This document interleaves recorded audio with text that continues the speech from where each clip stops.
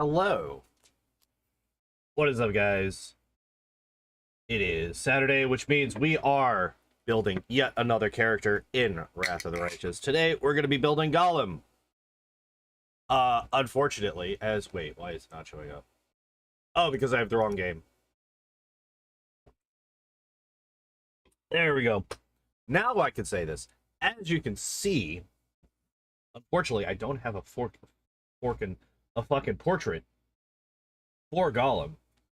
So I need to fix this. Right? So we're gonna take a minute. I'm going to get this portrait set up. Just a moment. Don't need that. And I need to. Where is the portraits at?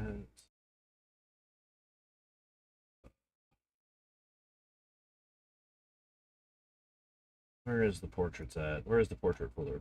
Program data?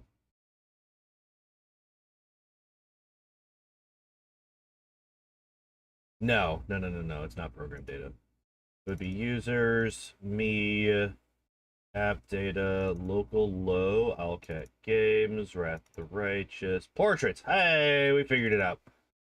Okay. And then we need new folder. Column. All right. And then copy and paste. There we go. Now, if we do change portrait,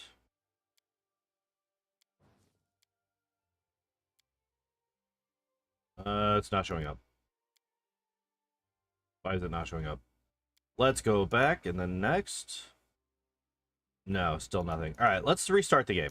Maybe that'll do it. I'm well prepared.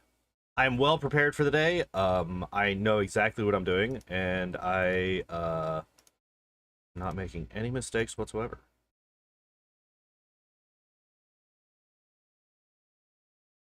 I thought I had already set up the Gollum portrait. I was mistaken. obviously I was mistaken.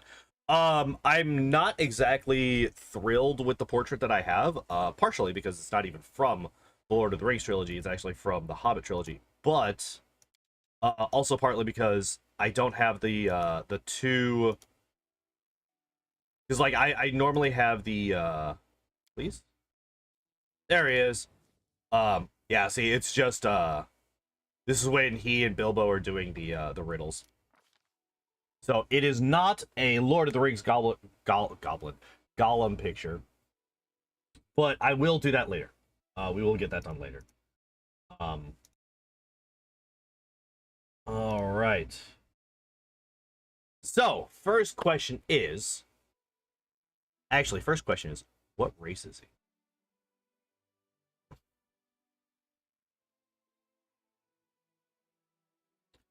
What race is Gollum?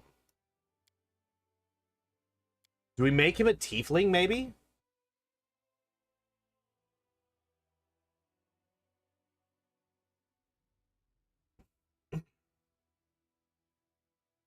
Because like you could actually even argue that he's like a halfling, like a corrupted halfling kind of thing. Um Human is no way, elf is no way, dwarf is no way. I don't think that gnome would make any sense. Halfling, I'm kind of halfway there, but I'm also halfway there on tiefling. Half elf, and half orc. No. Asimar, obviously not. Oriad, no. Kitsune, no. I think the only three that have any kind of argument for them whatsoever is like halfling, tiefling, and Dampier. And Dampier, I think, is definitely the weakest of those three. So I think it's either halfling or tiefling for Gollum's race. And I'm kind of leaning more towards tiefling, simply because of the corrupt, like the half demon, half corrupted aspect of him, right? So think we're gonna go tiefling.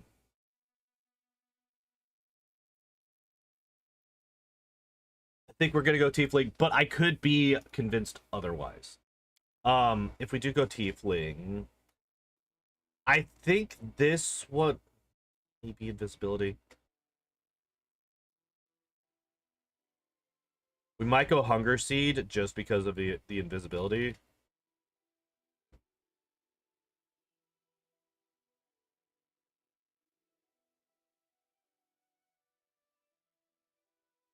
Although, wait, no. We actually would not go Hunger Seed because he can't go invisible, right? He actually never goes invisible in the entire series.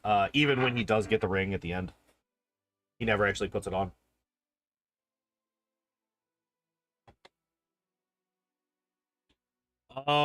So do we blindness, hideous laughter, cacophonous call, frigid touch, scorching ray, invisibility, blur, stone call, web.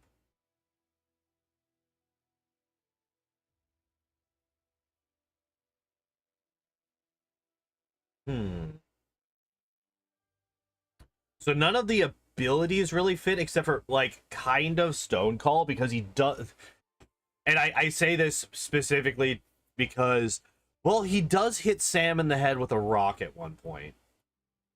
That's about all I have to go off of on this. Um,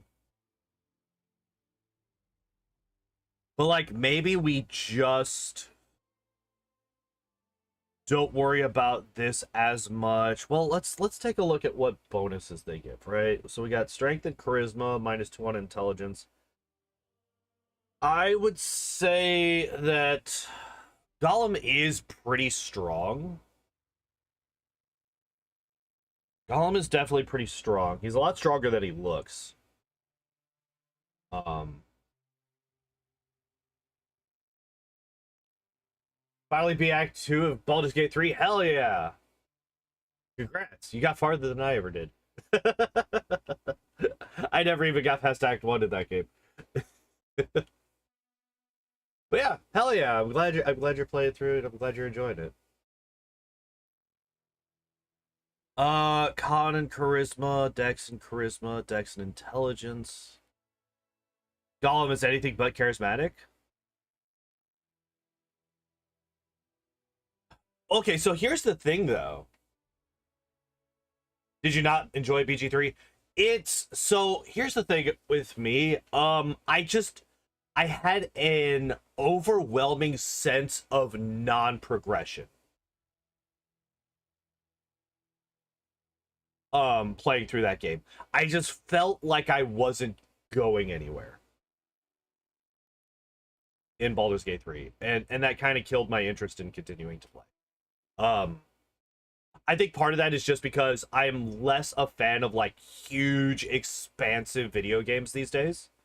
I say that as I play Wrath of the Righteous. Um, I much prefer more focused, smaller, like games like Hades. Hades is like one of my favorite games of all time. It is a very focused game. It doesn't try to do a billion different things. It doesn't have this massive sprawling open world. Um, it's a very very tight gameplay loop, right? Whereas Baldur's Gate 3, there's so much shit that you can do, so many side quests that you can do. Don't you play Stardew Valley? I do, but even in Stardew Valley, it's like very confined. There's very limited things that you can do in Stardew Valley. Like you can go fishing, you can interact with the villagers, you can go into the mines, do your farm.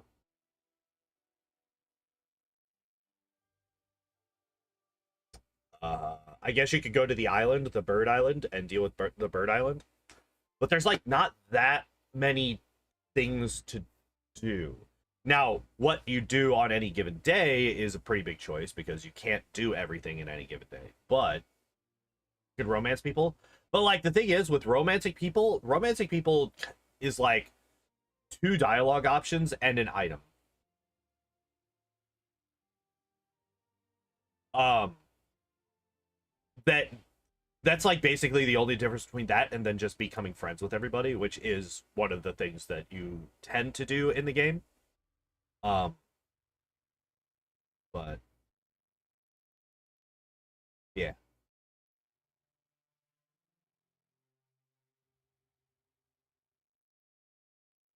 But yeah, this one. Dex and charisma, Dex and wisdom. I think it's gonna be probably either strength and intelligence if we have one of those.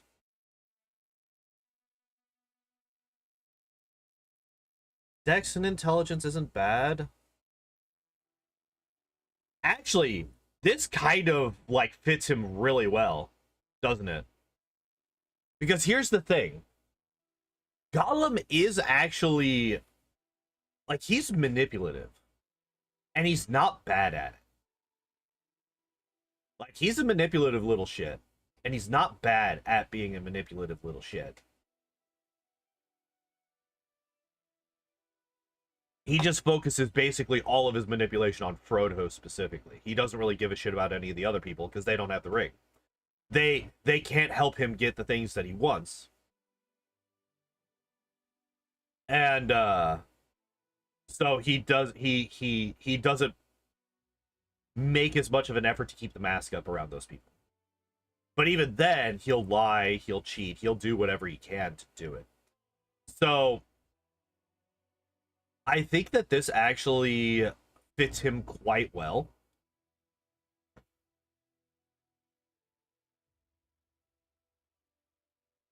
Because he is also a very dexterous character. Like he's pretty strong, but he's also very dexterous. Um, he is pretty smart. Like he has multiple opportunities to just take the ring at multiple points, but they are risky opportunities. Um, and he recognizes that and holds off on doing it until a more opportune, better opportunity, a safer opportunity presents itself, right? So he's able to plan ahead quite well. Um, and yeah.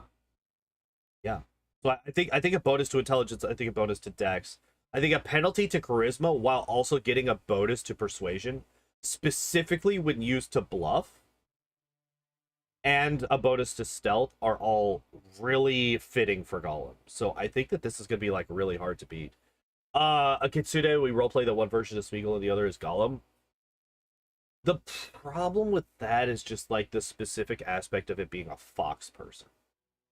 Like I know that we've ignored various aspects of things like um when we did Aragorn, right? He was a what was it? What was the fucking ranger archetype? We made him the espionage expert because it fit him perfectly except for the name. Um but I think the half demon aspect of he's always naked, the elements don't really phase him. Yeah, that's true. Um I think the like partially corrupted aspect of a tiefling also fits very well thematically with it. So I think we're gonna stick with tiefling. And I think basic tiefling heritage is also pretty good for him. So yeah, I think we figured that out. I think this is what we're gonna go with. Now, here's a question. What class is this man?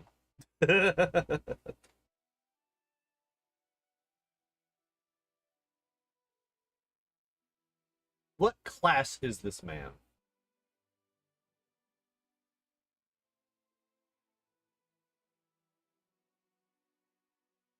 Obviously, he's a paladin, right? Like, duh. He's a tortured crusader. There we go.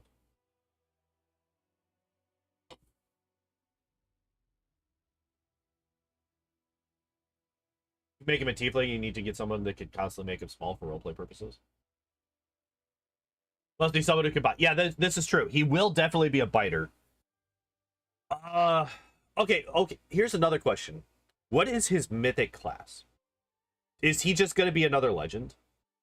He bites off Frodo's finger. He bites multiple times. He bites Sam twice. In the neck, too, by the way. Shaman with the claw hex. I don't know. Shaman to me always feels more like demon? But we were going to make Frodo the demon. Do we have two demons?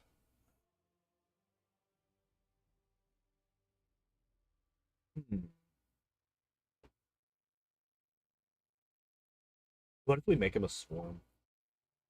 He's already a two split personality.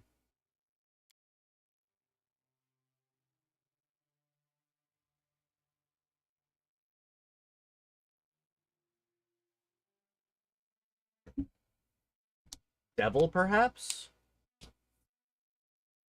The problem with that is that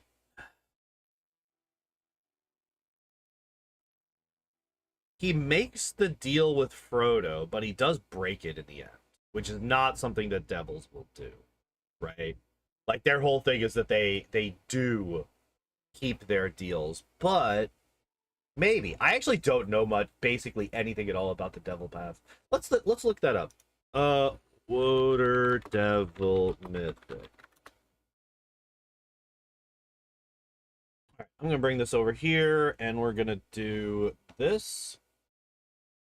In his eyes, Frodo breaks the deal first. That's fair. Okay, so devil features. Hell's Decree. As you become a devil, you get the ability to issue Hell's Decree a number of times per day equal to your mythic rank. Saving throws involved. The DC is 10 plus double the devil's mythic rank. So at max 30. Devil gains the ability to place Hell Seals on allies. They activate when certain conditions are met. You can use the ally at one time. Okay.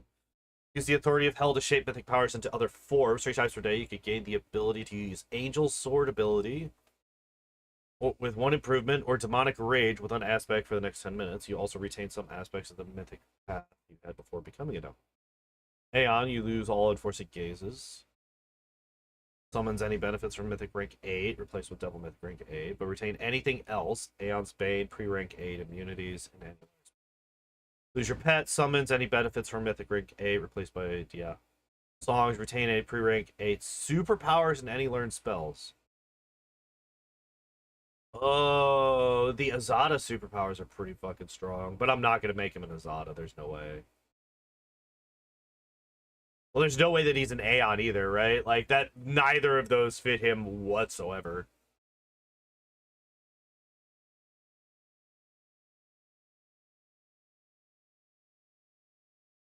Gain the ability to use Dominate Monsters as spell-like ability at will. Jesus. Gain fire resistance 20 and a +4 bonus on saving throws against poison.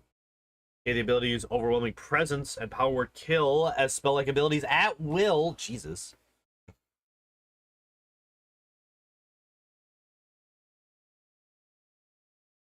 Gain the ability to use Hellfire Rain, Powered Stun as spell-like abilities at will. Gain immunity to fire, cold, and acid resistance 10, and all your weapons count as being lawful and evil. Double gains the ability to place Hell Seal on allies. Yeah. Alright.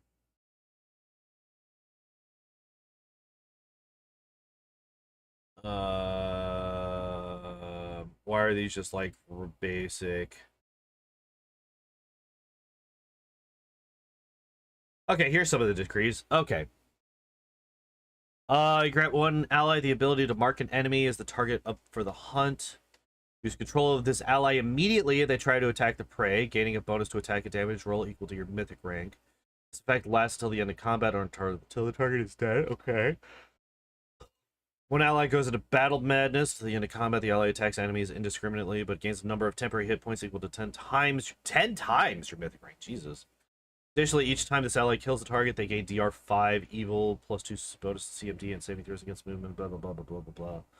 Bonus stacks up to 5 times. Okay. That's actually not that great. Leave him as a regular companion without mythic path, just the abilities and feats. Maybe. We were kind of talking about that a little bit with Mary yesterday too, or last week as well. We'll see. Maybe. All enemies in a 50-foot radius are dealt 2d10 damage per your mythic rank, half fire, half unholy. After this damage, their HP is lower than 10 times your mythic rank. They must make a fort saving throw. If they fail, they die. Fort saves. One ally is ordered to use only one school of magic, but the potency increases considerably. Caster level DC of saving throws against this ally's spells is increased by half your mythic rank.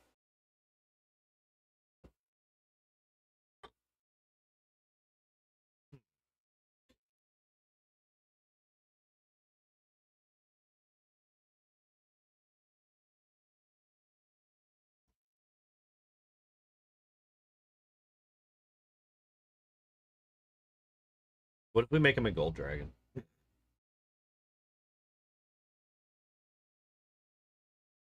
So we wouldn't be able to do that here. We would not be able to do just a normal mythic companion here. Because it's just not possible as the main character for inevitable access. Swap back to Wrath. So basically the reason that I'm asking all this and trying to figure out the mythic path right now is because I'm trying to figure out if we end up going legend. Because if we go legend, we have access to at least 2 classes. Have you finally finished repairing your plumbing? No, I have not. I have the stuff that I need to do, but literally I have not been as exhausted on a consistent basis as I have been this week. Every day I get home and I'm just fucking dead. So I am planning to fix it all tomorrow. Either tomorrow morning when I get off work or tomorrow evening when I wake up. Because I got all day, right? I am like this is my Friday, so tomorrow will be my Saturday, so I'll have all day to get that done. But yeah, should have that done by tomorrow, barring any. Well, okay. I will have all of the repairs that I know need to be done finished tomorrow. However, if you've ever done DIY plumbing, you will know that basically once you fix the ones that you know about, you will find probably 2 or 3 more. First class is a cannibal barbarian. There is? I don't remember seeing that. Oh, flesh eater. Huh. Gains a bite attack. Secondary attack deals 1d4 points of damage.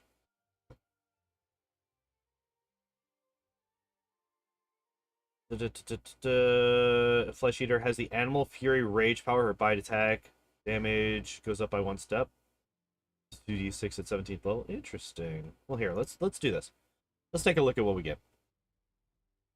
Unyielding Hunger, which can only be satisfied by the essence of a magical creature. Devouring the flesh of a dead creature is a full round action. Can be used on any dragon, fae, magic beast outside or that has a body. Until their hunger is sated, while raging, the Flesh Eater gains an addition until it's sated. +2 bonus on attack and damage rolls against creatures his flesh can feed her, but also suffers a -2 to intelligence. 20% chance to become confused each round for 1 round. Ugh. Gains a minor trait based on the creature devoured.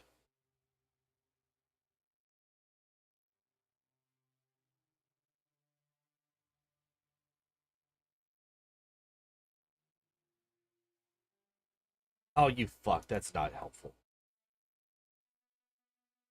What are the traits? I would like to know these things because this is like a major aspect of the class. What do you mean you don't tell me what the traits are? What the fuck? Owl cat, please. Owl cat, please. Bye, kitten. Cat's like, I'm done with this. I don't care. Flesh Eater forms a connection with the creature she consumes. Any traits and abilities granted by Devour Flesh now work even when she is not raging. And Devour Flesh now also grants her a major trait based on the Devour creature's type. Oh man, also a thing that you don't get. You don't get to be told. You need to check the traits of the demons you are eating. Oh. 14th level, Flesh Eater learns to awaken the abilities of creatures whose body she consumes. Whenever she does, she gains a special ability based on the creature's type, which she can use as standard action at the cost of 2 essence points. Essence points? What the fuck are essence points? Wait.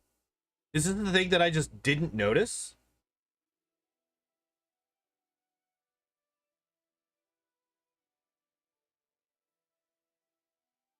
Wait. Okay, she also gains 1 point of essence. At 9th and 18th levels, the bonus against creatures she can power increases by 1. But she cannot hold more than 1 essence point at a time. Excuse me? The Flesh Eater cannot hold more than 1 essence point at a time? Ah, last sentence. Can now hold up to 3. Okay. I was about to say, wait, this costs 2. Okay.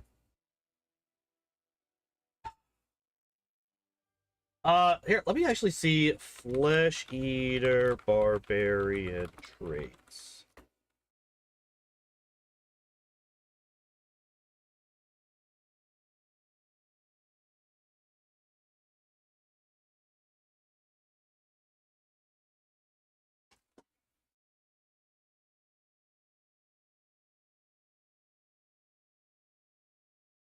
Uh,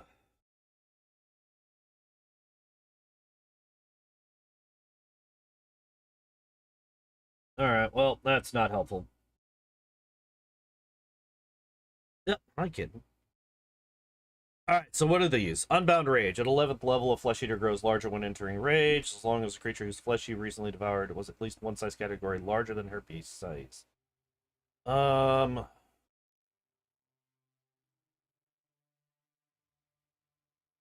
Unbound Rage works as the Enlarged Person spell, except the Flesh Eater gains a +4 size bonus to Strength and a -2 to Intelligence. So not a -2 to Dex? Or do you still get a -2 to Dex based on just the size? 20th level, whenever the Flesh Eater gains the benefits or Unbound Rage, her size increases by 1 additional category and its size bonus to Strength increases by 8.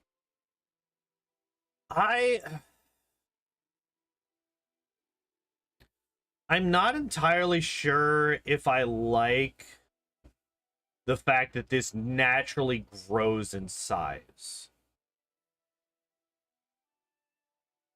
Like, if I'm in a fight and I start using things like legendary proportions or something like that, that's one thing. But I don't know if I like the fact that this is intrinsically tied to the class for Gollum. Right? That doesn't quite fit with him. But if that's the only issue that I have, this is a fairly strong contender, though, because it does make a lot of sense for him. Like, he doesn't quite get any bonuses from the stuff that he eats, but he does eat basically anything. Right? Orcs don't taste very good, do they, Precious? Um...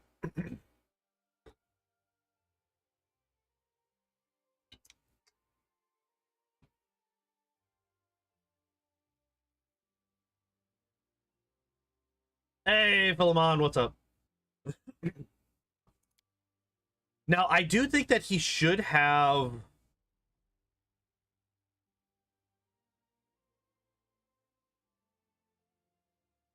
Wizards never late, yeah. I think that he should have some sneak attack, though.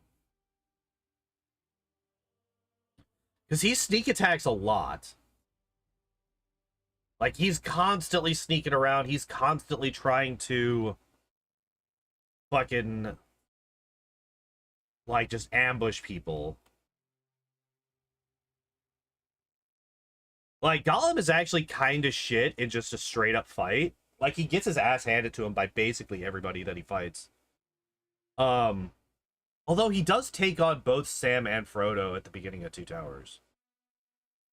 But that is also before Sam goes on his badass arc.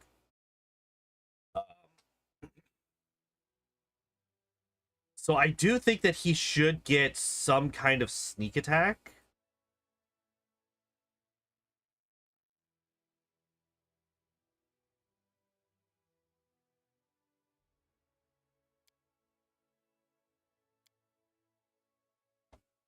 Barbarian Slayer.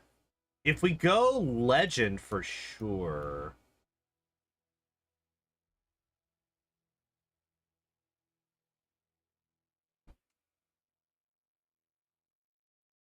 if we do end up going Slayer, what is there? Do we just do Slayer or do we do Alchemist Vivisectionist?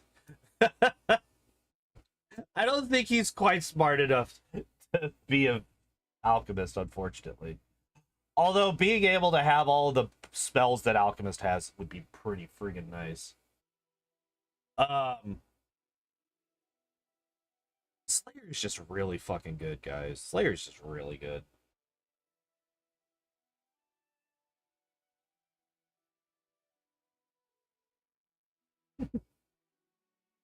For study target, he studied the strength and weaknesses of both hobbitses. Yeah, he does. He does do that. Imitator?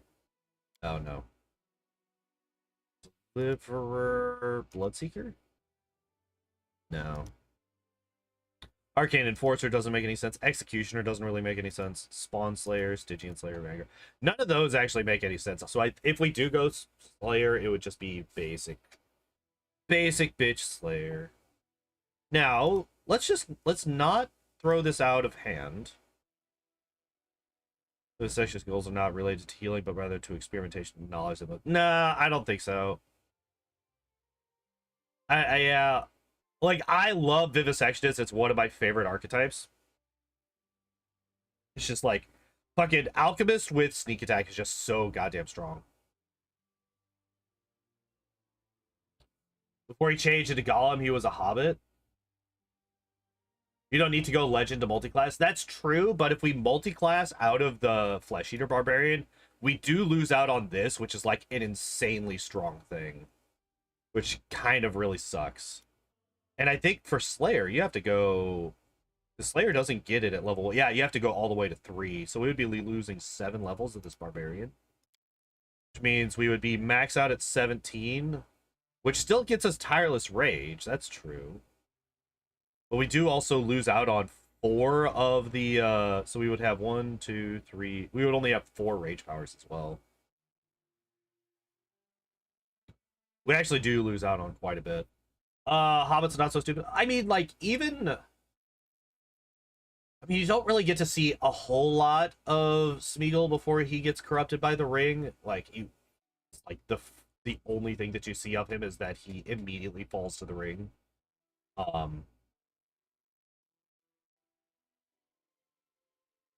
But... Like, let's be entirely honest. Smeagol and Deagle do not seem that intelligent in that scene. Like, even before they find the ring. They seem a little bit, let's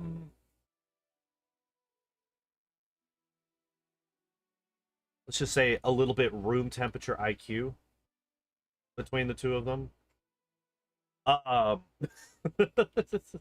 No shade thrown. No shade thrown. But they got an 8 in intelligence. But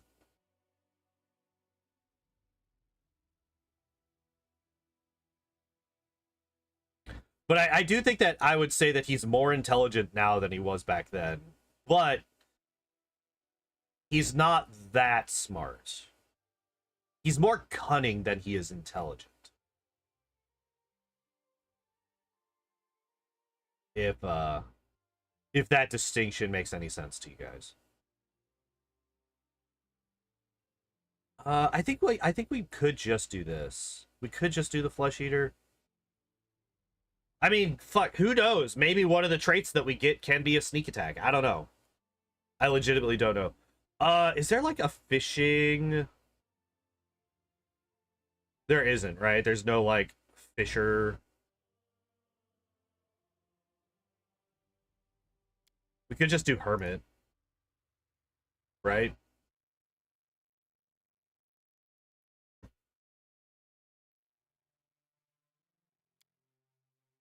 Unless one of these has something... Peasant? Maybe? Maybe Peasant? What do you get? Because Usala, that's the undead, like, country, right? That's like one of the undead country peoples. I'm not a huge Pathfinder lore expert. I don't really know like all of the different nations and all that stuff. The like most of the first word here, like Varisian, Ustalavic, Kadiran, Osirian, like all of these make no sense to me whatsoever. I know nothing about them. Except for Aldori because of Kingmaker. Um so like I don't know much about the Ustalavic bit, but like adds athletics to your listed class skills, which if we get to skills, which I'm okay with him having like a very high dex.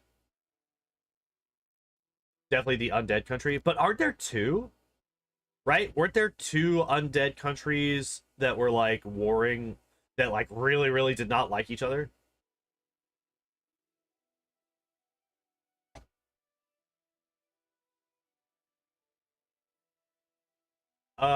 It's a city that gets involved in the Griffin quest. Oh, okay.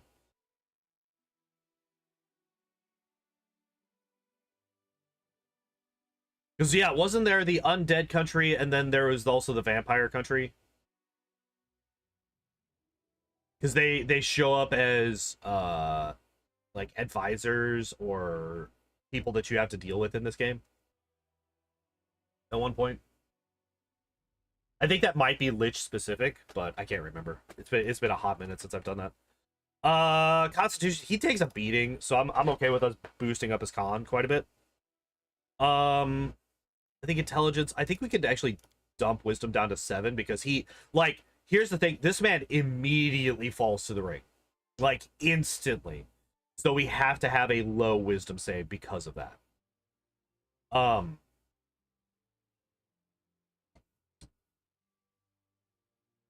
Underground city that you visit in the second to last DLC. Interesting. I do not remember this, but that's fine. I did say that he was stronger than normal, so maybe we do something like this. Now, here's another thing. Here's another thing. If we do end up going legend with this guy, we would actually want Dex to be a 20, right? Because we get the full 10, not a 5. So we need to kind of figure out if we want to go full. He is stronger than he looks. Yeah.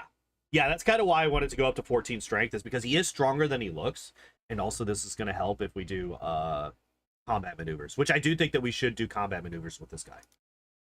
But yeah, I did that mostly because I wanted to check this. Move a heavy obstacle or object, climb an obstacle, jump. Climb and jump. So I think he's a so this is the one thing that's like really bad about building these characters individually is I cannot remember for the life of me what skills I have on the other ones. No more legends. It's boring to make everyone a legend. If you don't like the other past, just leave them as a mythic companion. Thank you. Thank you.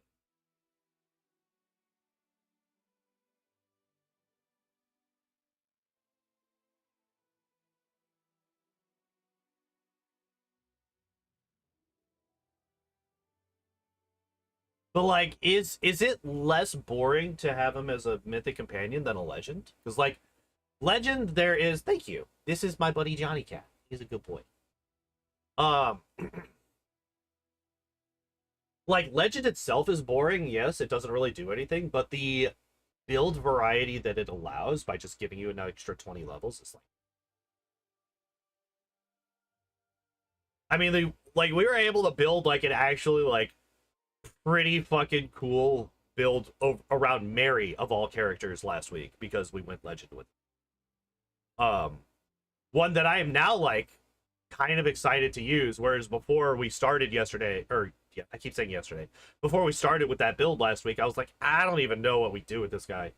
And now he's like one of the ones that I'm like, ooh, this is gonna be fun.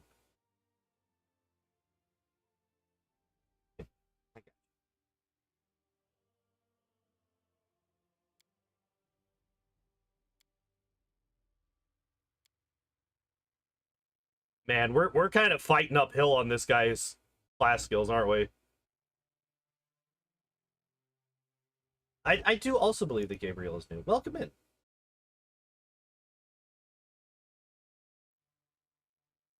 Yeah, I have two kittens. This is one of them. His name is Johnny Cat. And my Shelby cat is currently cleaning herself on my bed. Okay, so let's go back here. Hi. So if we go Hermit, fighting uphill to make an actual patch for my ROM public that I can dream complete-esque. Nice. Or deem complete-esque. Nice. Mugger also kind of makes sense for him. Right? And actually, having trickery as a class skill for him is actually kind of nice.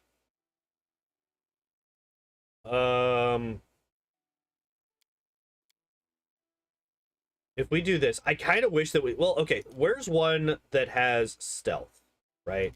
Where is one that has stealth? Oh, I hate this. I hate this. Okay, so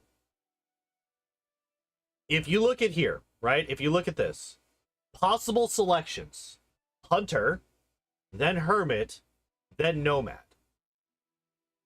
So if you pop this open, you would think that it would go Hunter, Hermit, Nomad, because that's the way that it's listed here. Except it's not. It's actually in alphabetical order here. This Hermit would go above Hunter in alphabetical order. So why is this different? Owlcat, please. Pickpocket also makes sense here. Yeah, you're true. That's entirely correct. Also gives +2 bonus on initiative rolls. Oh my god.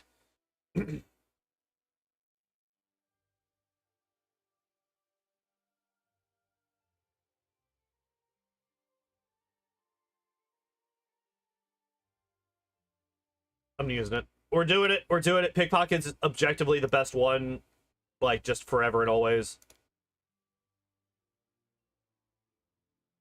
Is this our guy? Is this our guy?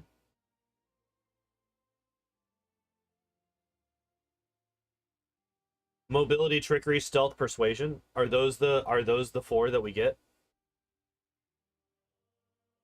And then okay, so this is actually perfect because since we have an odd intelligence modifier, our persuasion will fall behind the rest of them.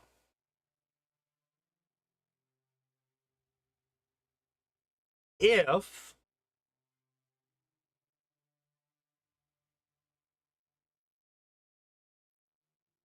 no, not if. Just that's how it's gonna be. I wonder. We could do this. Because I'm really not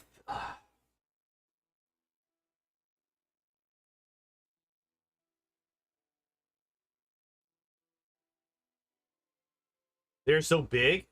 I mean, he does have really big eyes. That's like one of his defining features. Um, for one. And two,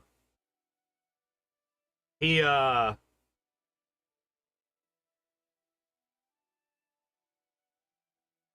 this is Hobbit Gollum, not Lord of the Rings Gollum. As I mentioned at the beginning of the stream, but I'll say this again because a lot of people have joined since then. I will be changing the portrait. I thought I had a portrait set up for him already. I did not, so I was kind of scrambling at the beginning to get that set up. What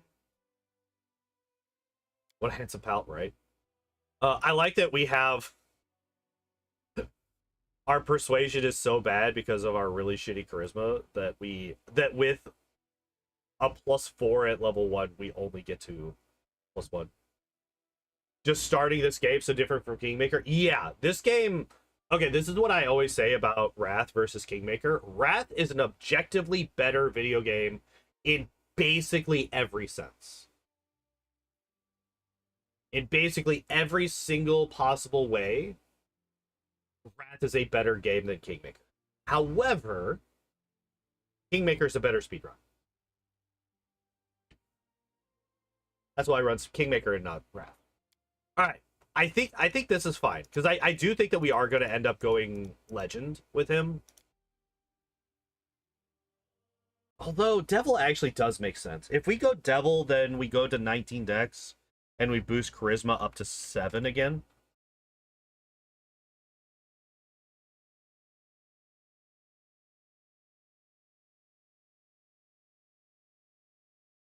Yeah, that's fine. We could do this. Or up to 8, I guess. That's fine. Okay, first off, Weapon Finesse, I think.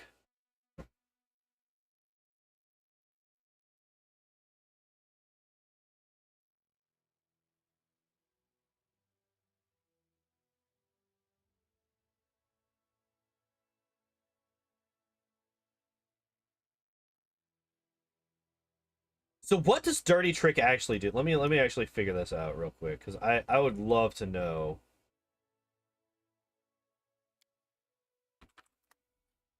What do you actually do?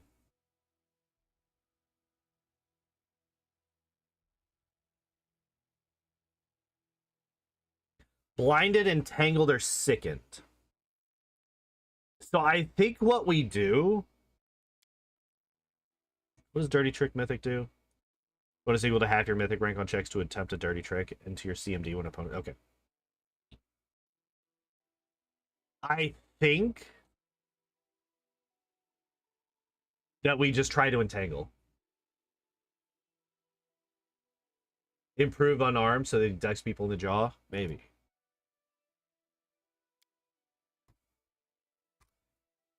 Um.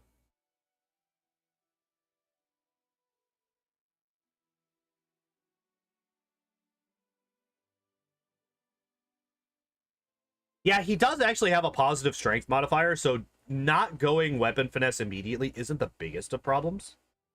But I do also want to be able to get his combat maneuvers online basically as soon as possible.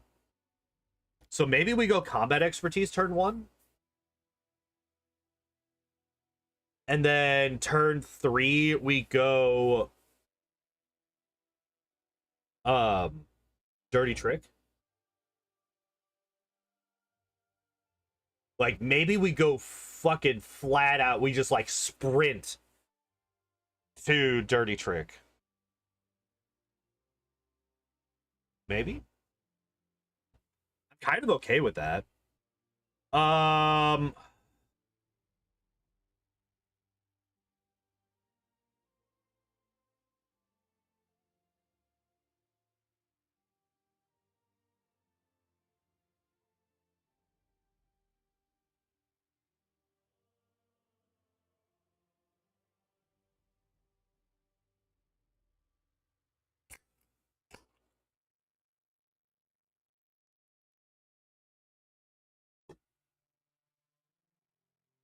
Let's see.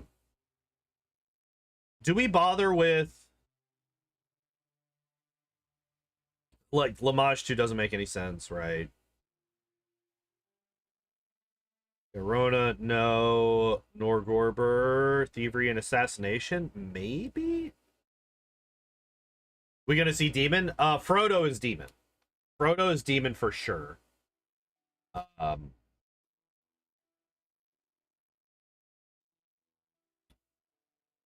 Do we go Devil for Gollum? We could go Azada to Devil. That would make an amount of sense, right?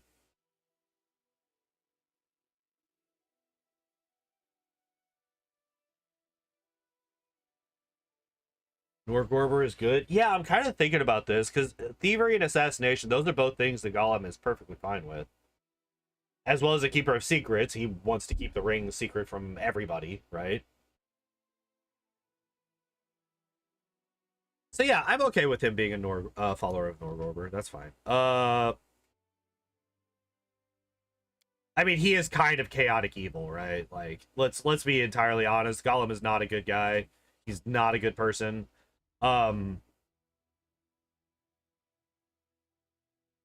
and like just the very fact that he has the multiple personalities kind of dictates that he has a chaotic alignment.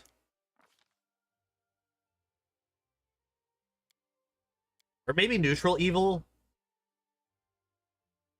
Maybe neutral evil. Not entirely chaotic. Yeah, because he does keep his word.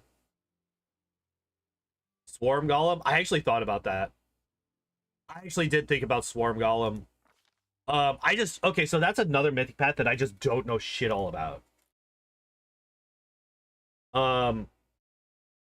We go here. Swarm mythic path. I just don't know how it works.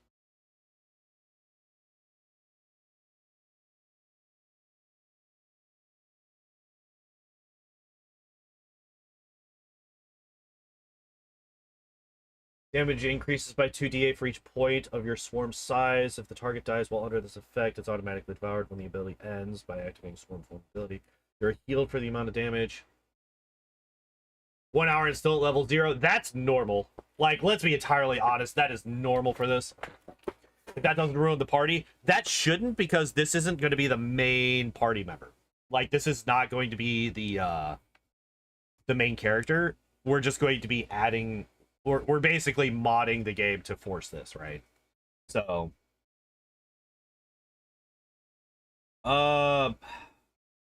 like, the only bit of Swarm that makes sense for Gollum is, like, the multiple personality bit. And I don't think that that's quite enough to have him become a bug person.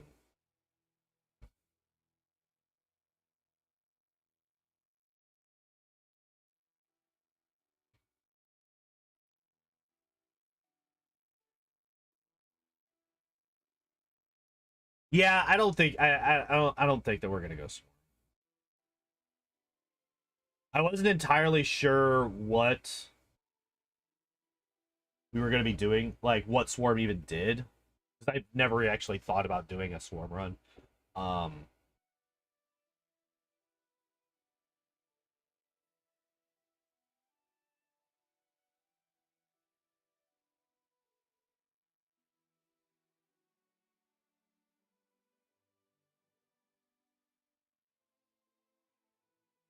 Make your own clones using the Swarm. They have all your abilities but separate inventory. You can simultaneously have one clone per 3 points of your Swarm size.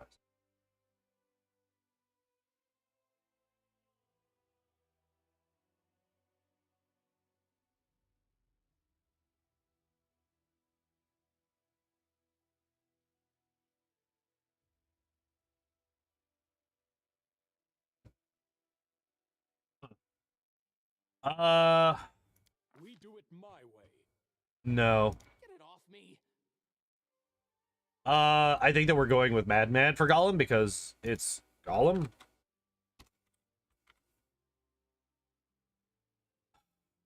So many thoughts. I think we're gonna go Devil with him. I think we can go Devil with him. I think that's fine. I think we're gonna make Gollum a Devil.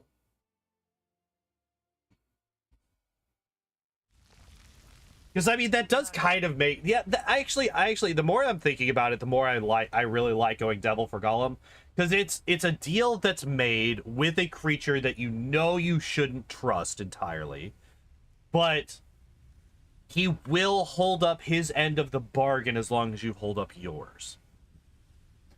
And once you break that bargain, he will react negatively. So, and that's basically what happens from Gollum's point of view. That's basically what happens in the Two Towers, right? I'd never betray Ivu. I wouldn't either, but we never have to see that here.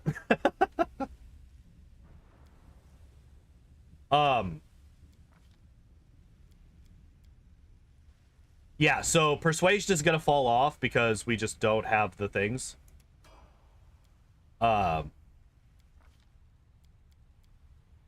Is this just gonna be like a super fast build?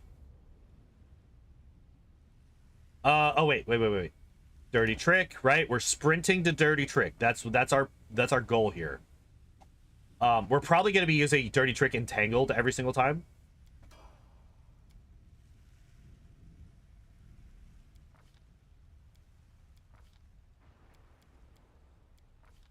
All right, Rage Power. I think we go Animal Fury, right?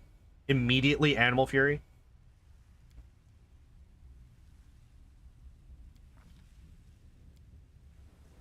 And then after that, we go Beast Totem, right?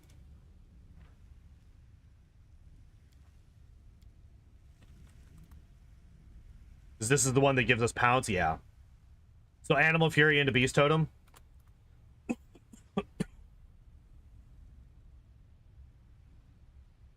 Um...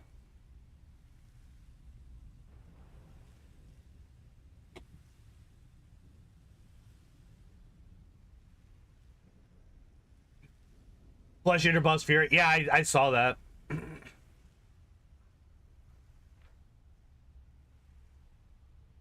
Where you at? Yeah, Animal Fury, Rage Power, or Bite attack damage while raging increases by 1 step.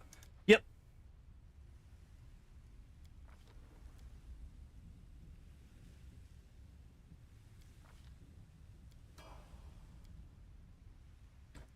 All right.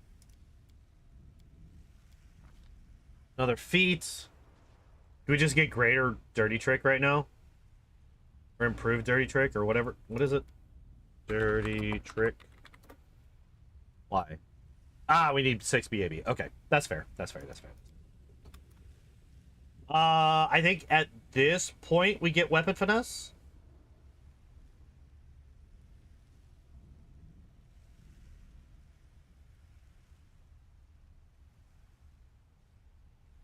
What is this?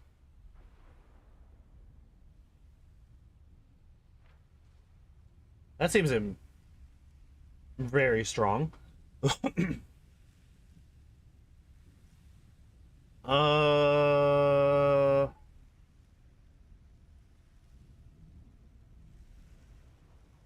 was I looking for? I was looking for something and I immediately forgot what it was that I was looking for.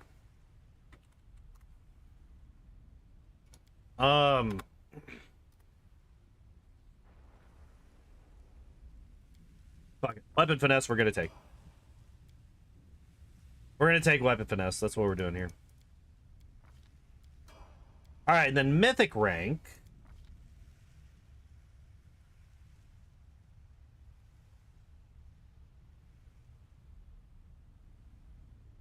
You were looking for Die Hard, your favorite. Get out of here.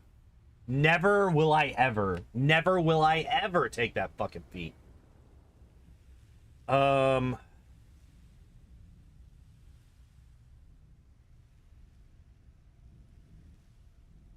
Do we just do Close to the Abyss? Do we just do Close to the Abyss?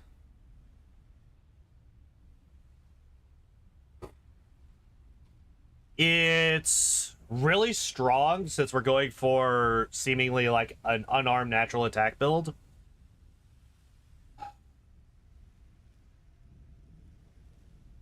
Although Gollum never grows a pair of horns. But it's kind of limited how much, how accurate we can possibly be. And I do think that Close to the Abyss is easily the closest option for what we do here. Okay.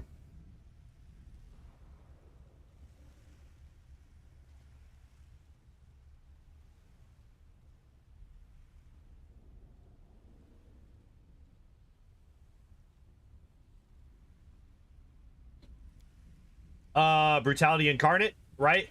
Like, that just allows both our bite and our now gore attack to just ignore DR. Except for except for the worst DR to deal with. So I think Brutality Incarnate is perfectly fine for our first mythic ability.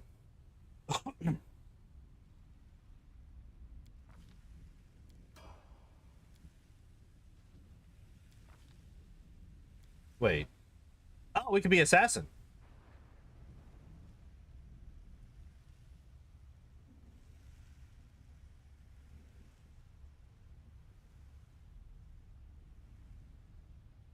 What are you?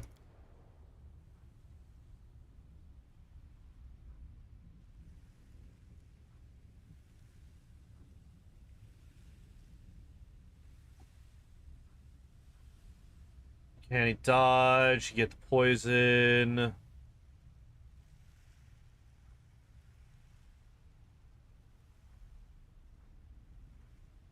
Get increased saves. Mark of Death as a swift action. Stealth even while observed. Public execution. No, I don't think we do Assassin. I think we stick with Flesh Eater. I think we stick with Flesh Eater. I think the level 20 ability for Flesh Eater is just too strong for us to ignore, honestly. All right, so we're taking Greater Dirty Trick. We did it. We got there, guys. All right, first Mythic feat. Do we just grab Dirty Trick Mythic? Now, this is only a +1 right now, so I don't think that we do, right? I think we take Weapon Finesse Mythic. I think that this is what we do here.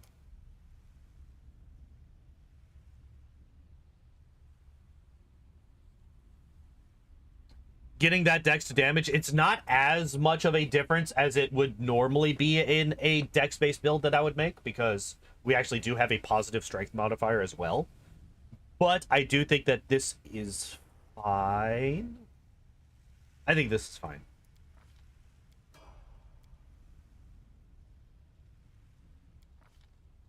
Boosting up that dex some more. Let's do the thing. Wait, why do I have a heavy shield? What the fuck is this nonsense? Sir, I am Gollum. We do not have armor or shields on. Agile maneuvers. This is what I was looking for. I don't even know if this was up here. So yeah, at this point, right now, we are basically good on our Dirty Trick build, right? Except for Mythic, right? We still need the Mythic.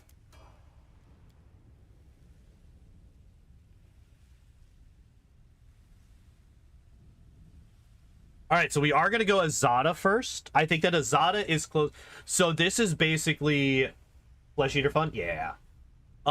So this is basically me trying to, as accurately as I know how, represent him before the fall.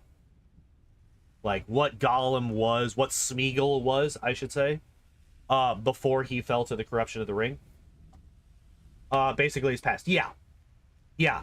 There's no way he's an Aeon, right? Between the two options for pre-Devil, Azada is far more fitting than Aeon. So we're going to go with Azada here.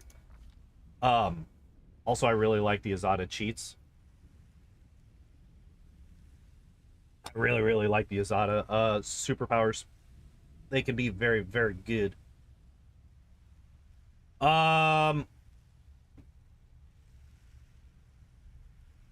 We could do Limitless Rage.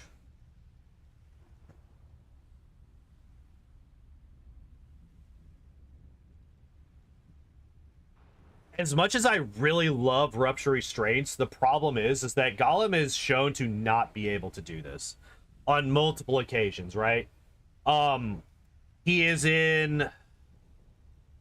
Is it Barad-dûr that he was in when he was being tortured at the beginning of Fellowship? Where he actually gives out, you know, tells the Nazgul that he's in, that the ring's in the Shire. So he's unable to escape from that. It's very heavily hinted that he was let loose from there, not that he escaped. He also gets captured at the waterfall. He also gets captured by Sam and Frodo, right? He's got the elven rope around his neck, and he can't take that off, and it's just basically a piece of string. So we can't take Rupture Restraints because he's shown to not be able to do it. Despite the fact that this is one of my favorite mythic abilities, and it's like also one of the strongest. So I think that we can't do that.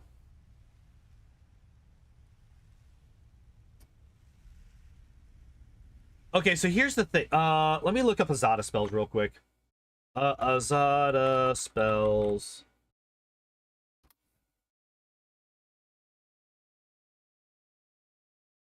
Okay. Do we get any... basically what I'm looking for, I'm looking to see if we get any, mostly Sam because he's a bad. I mean, okay, so to be fair, Sam is getting fucking choked out, at the end of that scene. So what I'm looking for is I'm looking for any spell that allows me to access Master Shapeshifter. If we get that, great, right? Because that means that we can, well, we can make use of this. We can get that free +4 to all physical ability scores. If not, not great. Not something that we could. Oh, we get animal aspect greater.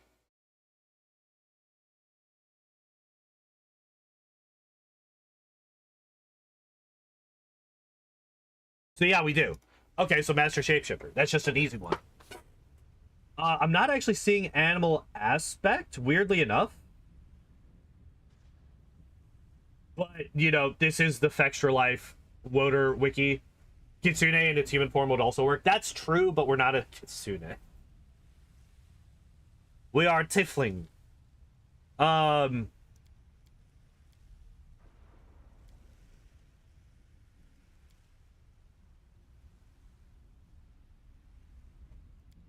These of Dreams? I don't know. I don't think that we're going to be using most of these. I don't think that we're going to be using most of these. So those spells don't really matter that much. I just don't think that they're valid for Gollum, really. Do we just immediately go Beast Totem?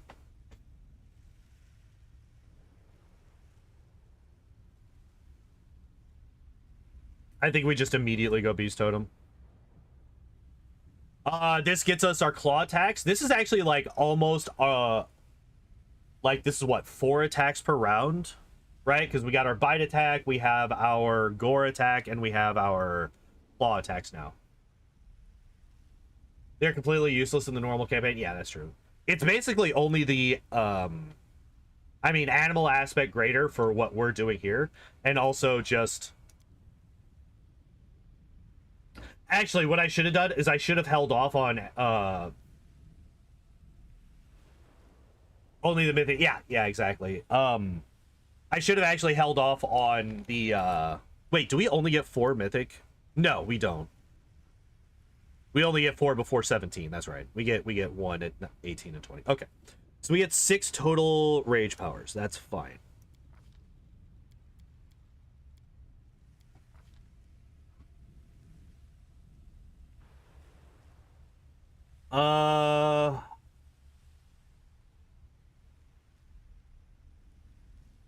We could grab extra rage powers if we wanted to. Improved unarmed strike.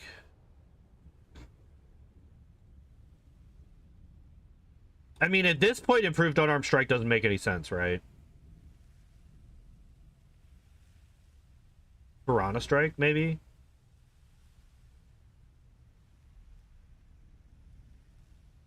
Vital strike with a fucking natural attack build. That seems like a great idea. I'm thinking possibly Piranha strike. So, okay, so here's the reason that I'm not immediately taking Outflank. Here's the reason I'm not immediately taking Outflank. Gollum does not work together with other people. At all. He just doesn't.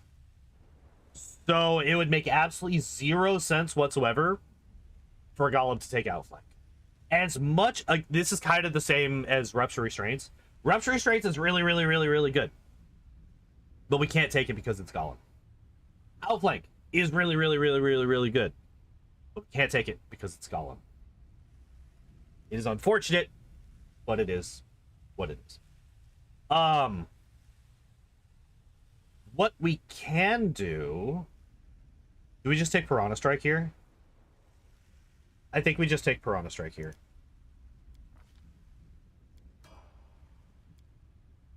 Alright, Mythic rank 4.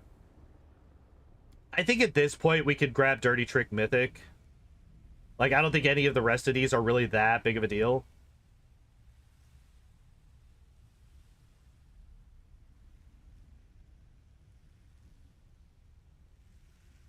Bonus Mythic ability. Okay, so here's something that I really don't like. I really do like that you can get an extra Mythic ability from your Mythic feats. I really don't like that you can't grab an extra Mythic feat from your list of Mythic abilities. I feel like if you have access to one, you should have access to the other. Because I feel like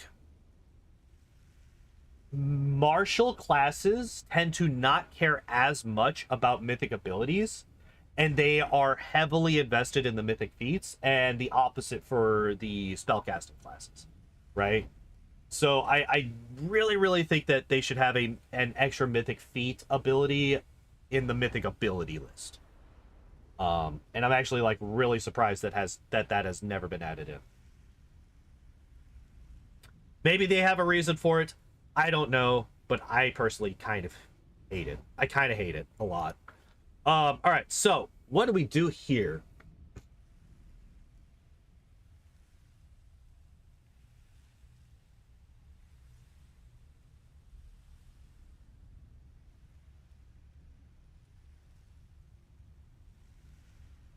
Bonus equal to mythic rank to all skill checks. Whenever she makes a skill check, rolls twice and chooses the best result. All types of weapons and armor. That does not matter. Always under the effects of haste. Zippy magic also does not matter because we don't care about it. I think it's either incredible might or all skilled. Like life bonding friendship. As good as this, again, as good as this. Some of the best abilities at their disposal, IML, but they don't need that many of them, right? You don't, like, most of the time, by the time I get down to like these two on a martial character, I'm like, I don't know what to take because I've already taken everything that I care about.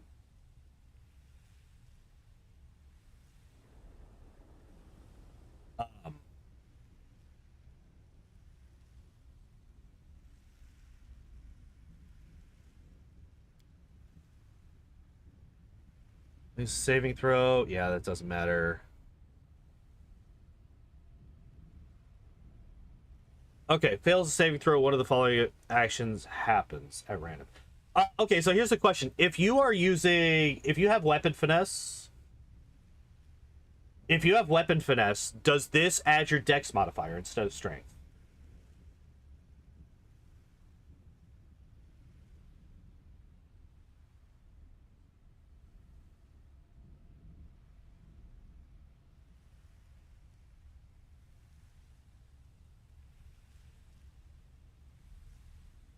If this is a dex modifier instead of strength, this might be worth it.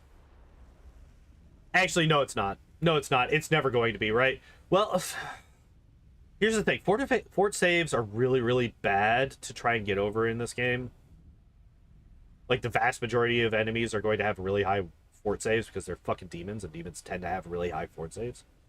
So, and the fact that it's equal to 10 plus your mythic rank plus your strength mod is just not that good. Yeah, since it's 42. Yeah, that's kind of where I'm at.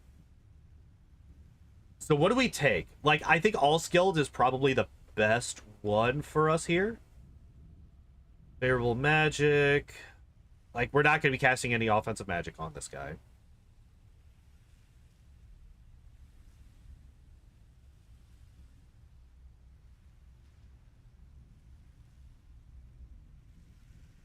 All right.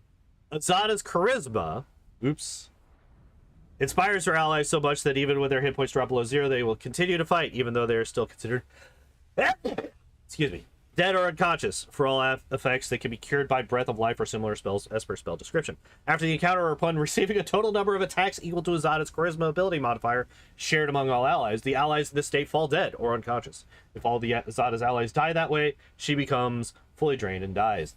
Unfortunately, we have a negative charisma modifier, so we can't make use of this. It's fast healing equal to half her mythic rank, which is kind of trash from 4th mythic rank. Increased by +5 for mythic rank. Ooh, actually, that's actually not bad, right? Because that goes from, oh man, you have at most, like, at the end of the game, you have fast healing 5. If you only read this first sentence. If you only read this first sentence.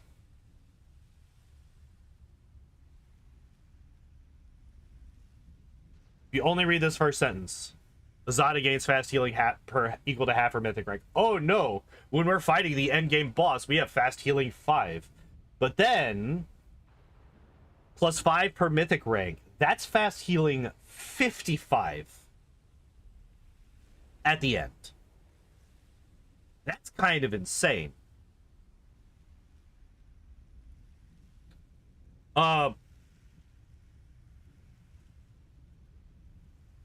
Wait, which one are we talking about?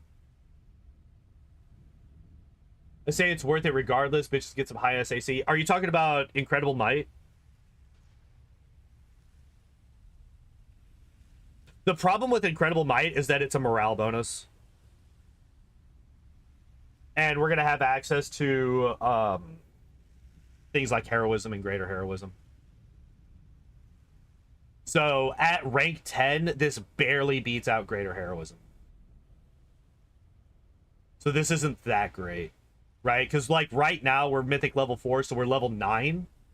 If we have somebody who has... It would be Gandalf, right? Because he's Angel, and Angel will have access to greater heroism. Greater heroism is +4, but this only gets up to +5, and it only gets to +5 at rank 10.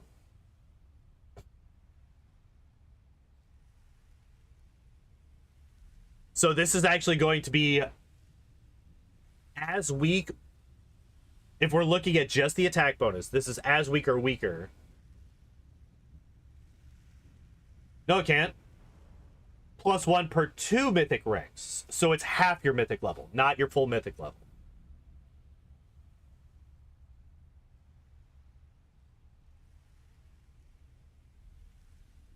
Oh, on yours. Oh, sorry. You're I was looking down here at the bottom one. I was looking down here at the bottom one.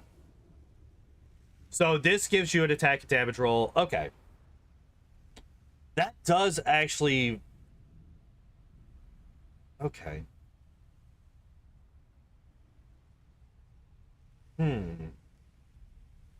That does actually make this quite a bit better.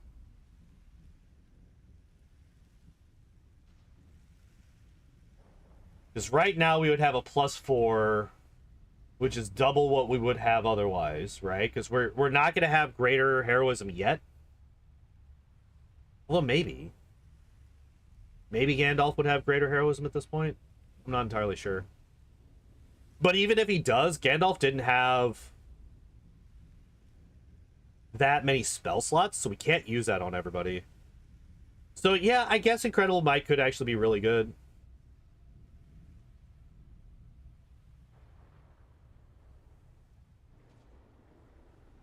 Do we take Incredible Might or All Skilled? I think those are the two that we look at right now.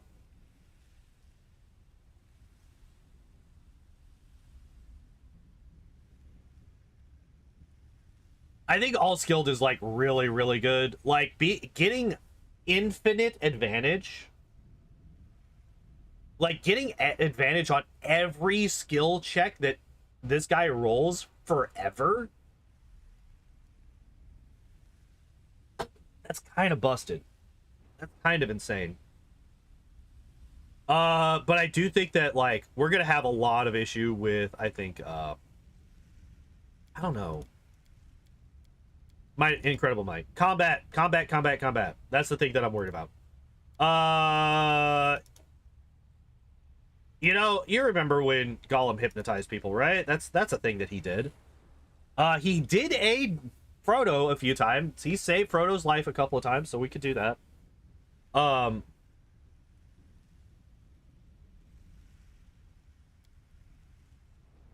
Actually, these two are kind of thematic for him, like, right? Because he does play the victim and like compels Frodo specifically to ask him, you know, oh man, I'm so sorry, I didn't mean to do that. Like even in Shelob's lair, after Gollum betrays him, like overtly, and is singing and taunting him about how he's about to die, he still gets Frodo to forgive him. Partly because Frodo is, you know, obsessed with the possibility of redeeming Gollum, but also because, yeah, like I said earlier, he's a He's a manipulative little bastard. So we're gonna go with Castigate. Aid and Castigate. The only two spells I think we're going to grab on this guy that actually, like, make sense thematically with Gollum. Alright, Beast Totem. Easiest choice of my life. Easiest choice of my life. Okay, what do we get here? We still don't have a weapon focus. We still don't have improved critical.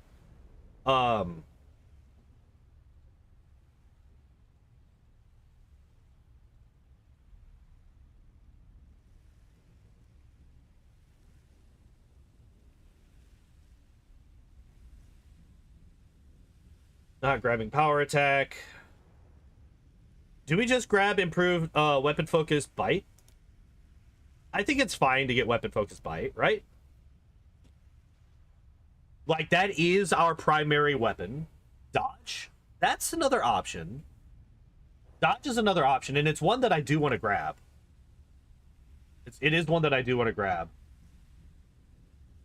CMB is only based around base attack bonus. It's not your full attack for any given weapon. So getting weapon focus bite doesn't help with our CMB. I think, okay, because of that specifically, I think that we do want to grab dodge over that, right? We're gonna do it. We're doing it. I'm committing. You can't stop me. All right. As it is.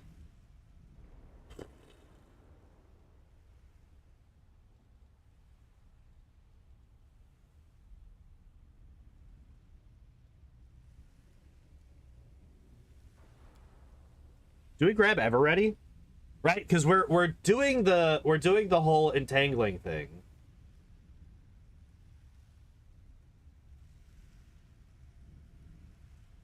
A lot, right? So these, we might be getting some attacks of opportunity. I think it's fine, right? I think this is fine. What else should we grab? Last Stand, maybe? Gollum, like, half dies, like, 3 times in Return of the King.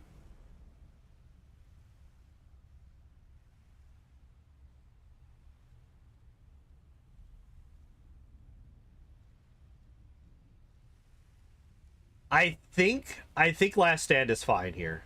I think that's fine. I think Last Stand is fine. Go to sleep. Hold animal? Yeah, I think that's fine. Do we... I mean, instant enemy is really good. He doesn't instantly die in the lava as well. Yeah. Yeah, I did actually, like, talk about this while we were talking, while we were picking our Azada, or not Azada, our Tiefling heritage. But the fact that he doesn't immediately die, Rage. We already get Rage, though. We're already a Barbarian. He is an angry boy. This is true, however, I would like to not double dip. I would like to not double dip. Because we already have Rage from our Barbarian. And it's just objectively better, too. We could grab Hold Person, though.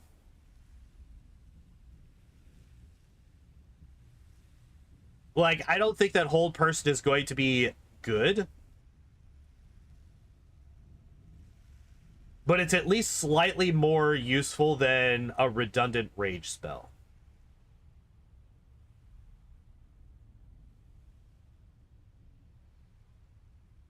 Like, obviously, what I would like to take is Good Hope. I would like to take Good Hope. But there's just no way. Not if there is something like that.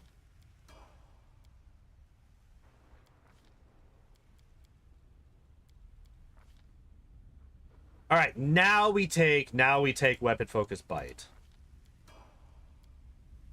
Now we take weapon focus bar. All right. What is our dodge mode is equal to ACD or Mythic Regulus first attack? Hold person is useless after Dresden. You stop facing humans except for in the midnight fade for some reason. Yeah. But that's not entirely true. There's some cultists that you run into every once in a while. Like, they definitely drop off, but you do run into cultists every once in a while.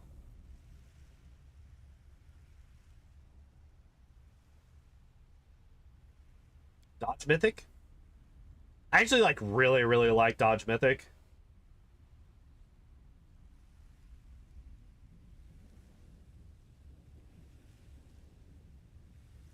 And I think we're going to grab that. Yeah, we're going to grab that. I think at this point we grab all skilled. And then the next time we get a superpower... Oh, do we grab all skilled or marvelous endurance? Because this might be the only time that we get an option to do this. I don't actually know how it works with us getting Devil here. I don't know if we get our Azada superpower and then we go Devil or what. So this might be our final superpower that we get. So all skilled, most of what we have taken so far has been to help us with combat. I think that all skilled is pretty necessary. So I think that we take all skilled. I think we take all skilled. I think that's what we do. Challenge it, like, whatever, these don't matter. These are also whatever.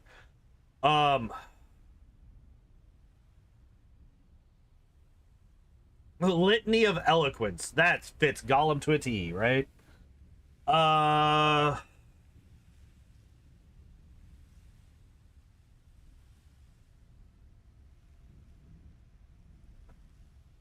Crushing Despair.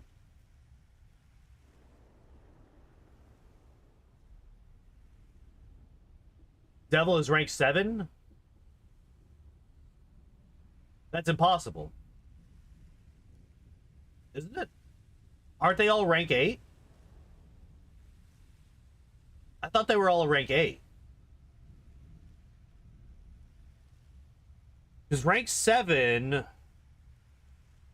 is after Baphomet.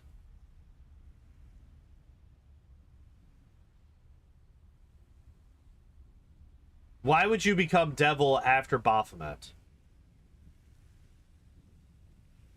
Is it 8? Okay.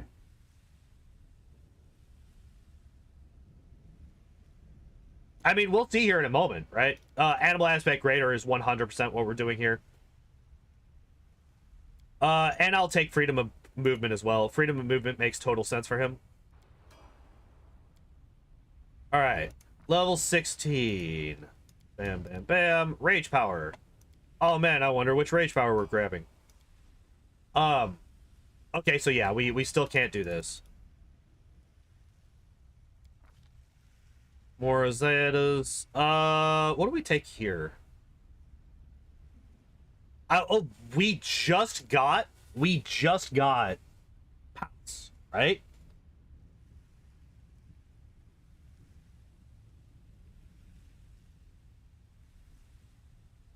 It's technically 9 for the Azada because you need to return to the island and kill every free crusader to a man. Jesus.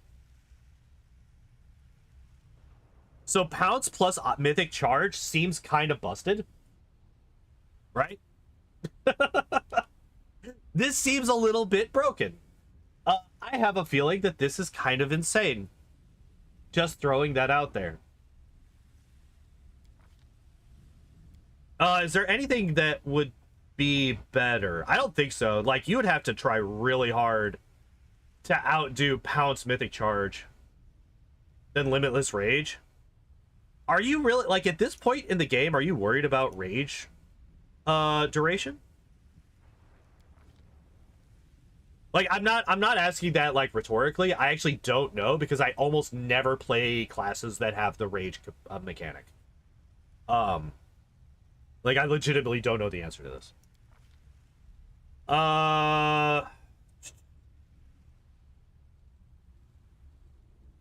know, he does kind of pray to the precious quite a bit. Well, not quite a bit, but he does pray to the precious. You'll rest before you run out. That's kind of what I'm thinking. Like, I feel like it's kind of a trap. The endless rage.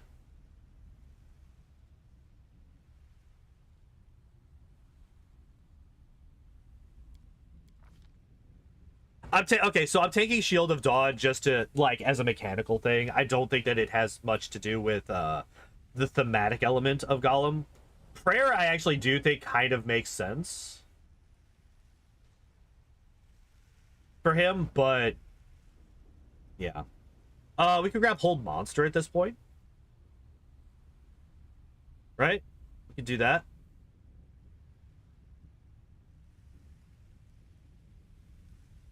And then Castigate Mass. Just continue focusing on that.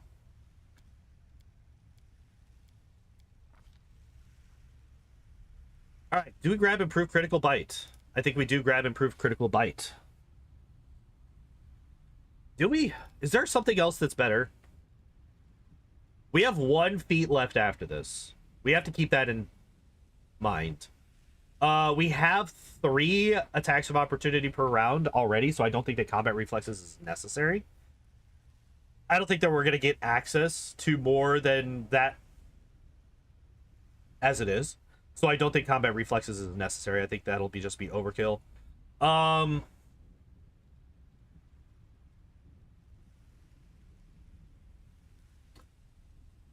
Improved initiative, Pounce, Mythic Charge seems really fucking good. Still not taking Outflank. I'm not taking Outflank as much as I want to. I'm not taking Outflank. Toughness isn't a bad idea here, actually. Toughness isn't bad, but I think that we take Improved Critical Bite. I think we do that. It's not that big of a bonus, but it is still a bonus. All right, so yeah, there's Azada, or there's Devil, I should say.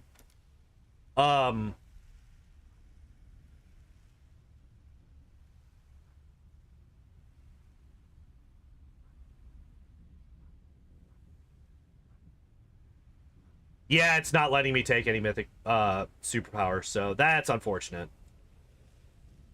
Do I double dip on Improved Critical Bite?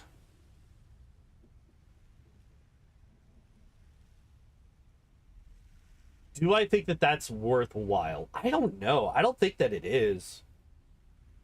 I think that the chance to crit is low enough on a bite attack that double dipping isn't that great. In fact, I think Piranha Strike Mythic is better. I think that this will, on average, get us more damage than Improved Critical Mythic. Because we only got the 19 to 20 crit range for bite. Unless there's something else that it... Is there something that increases the natural crit range for bite? That will get us to at least a 17 to 20? Because if we can get to a 17 to 20 bite range for crit, then I think Improved Critical Mythic might edge out Piranha Strike. But as of right now, I think Piranha Strike beats out Improved Critical Mythic easily. Just because it doesn't require the fucking 19 to 20. Crit items in WOTR. Not Crit Trickster, you fucking...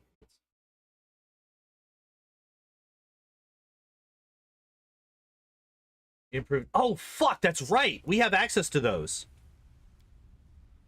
Oh, shit, we have access to those.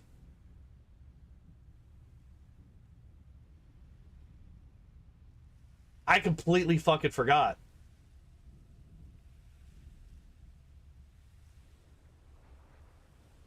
I think we forgot that on Merry and Aragorn as well. So I'll have to take a look at those 2 builds and see if we have any of the Trickster feats for them. Oh, shit. Yeah, that's a good fucking point. No, we're staying Gollum.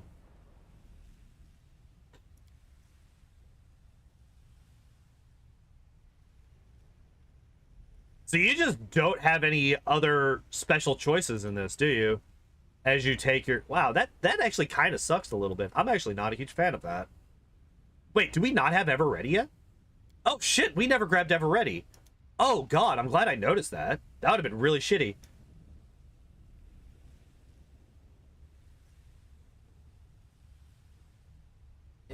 I want it.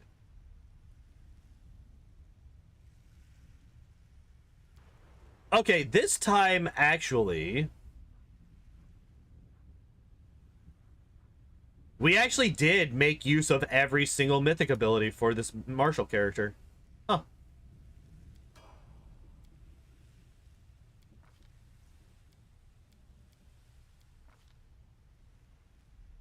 All right.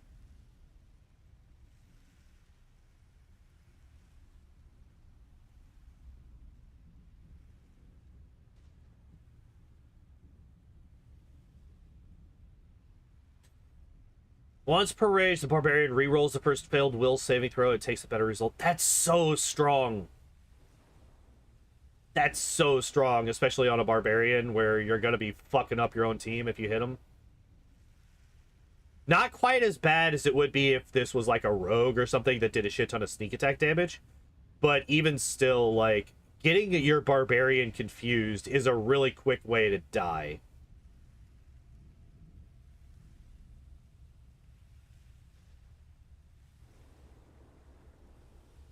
So Clear Mind is pretty fucking good. You know what?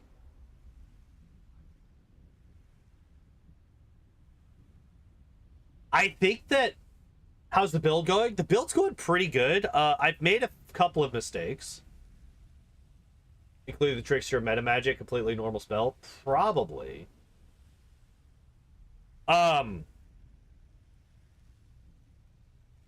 I think I should actually have gone Beast Totem first and then Animal Fury here. Because look at that. That's a 4-level gap. That's a 4-level gap. To not get Pounce. So I think we Beast Totem Lesser, Beast Totem Greater, then Animal Fury, then Clear Mind. We're biting? Yes, we are a bite build. Probably Beast Totems first, yeah.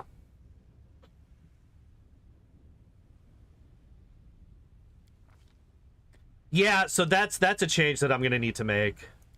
Which, that's fine, that's an easy one.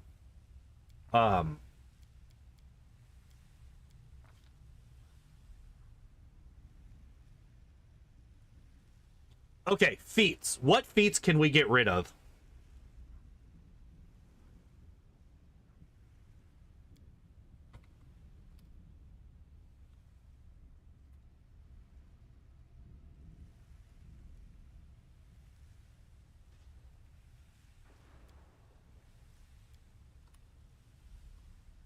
Why are the Trickster feats not showing up?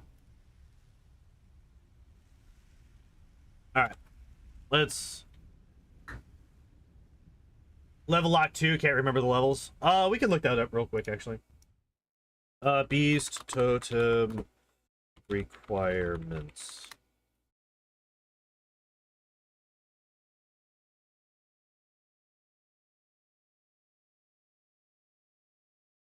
So normal Beast Totem is 6. Beast Totem Greater is 10. So we would be able to get Beast Totem Greater at level 12. That is something that we could do. Or at least we should be able to. What was I looking for? Oh god, we gotta wait for this to fucking load. Oh yeah.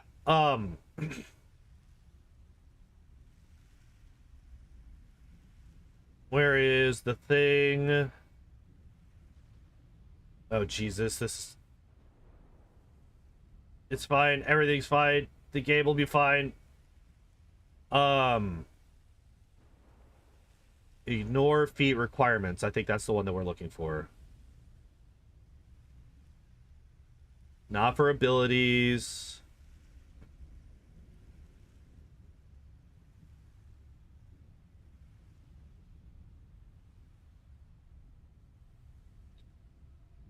Equipment no wait, instant change party members, instant rest after combat. Jesus. Some of these are just like, would you like to not have any issue with the game whatsoever? Under levels or something? Is it? That actually does make sense. That actually does make sense. Level up? Ah! Yep, there it is. Right there.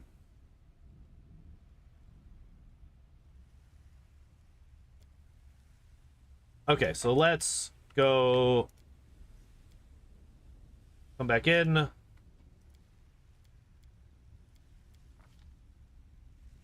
Yep, there it is. There they all are. Improved. Okay, so it's 3 more improved criticals.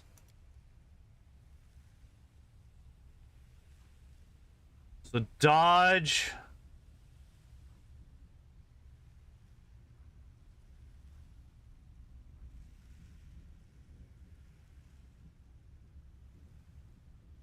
Wow.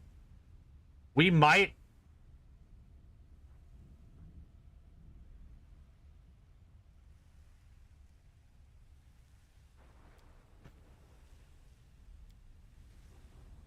Huh. We might just have to get rid of dodge and weapon focus bite. Or maybe take an extra feat in our mythic feats? Is that really what we're going to have to do?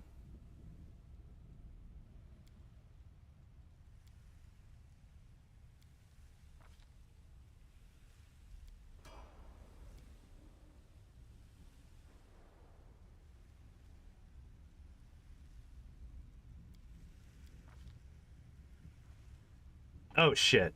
Yeah,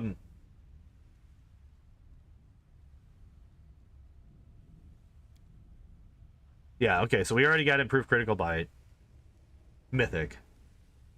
So, what other mythic feat would we want? Piranha Strike mythic, because we don't have that.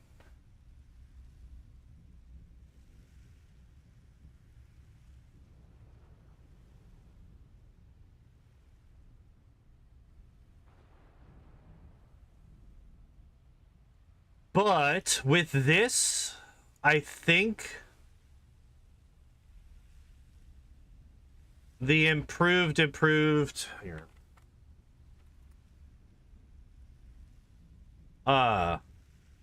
Excuse me?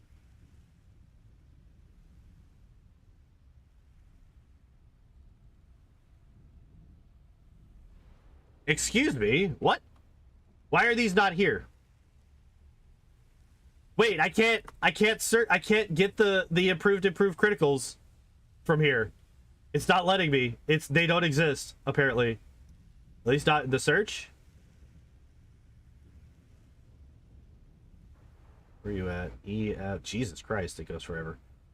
Yeah. Or no, it would be here. It would be between these two. All right, well then. We would not be able to get... All right, so we could just disable that then. Go back in. All right. So this is what we actually have access to.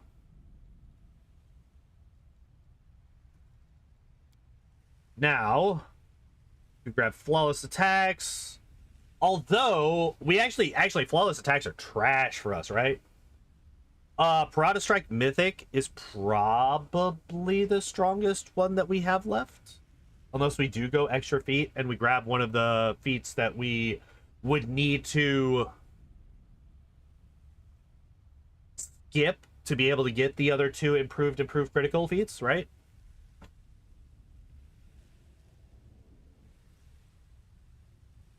So either dodge or weapon focus. We could grab here.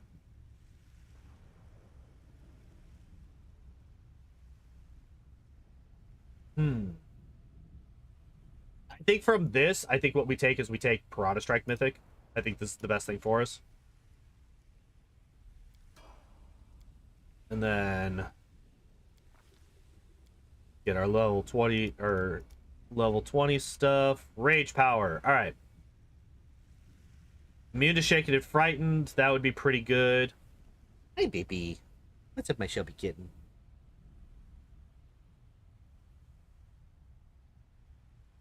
Here, let's see what else we got. Internal fortitude, and immune to sicken and nauseated. Hi.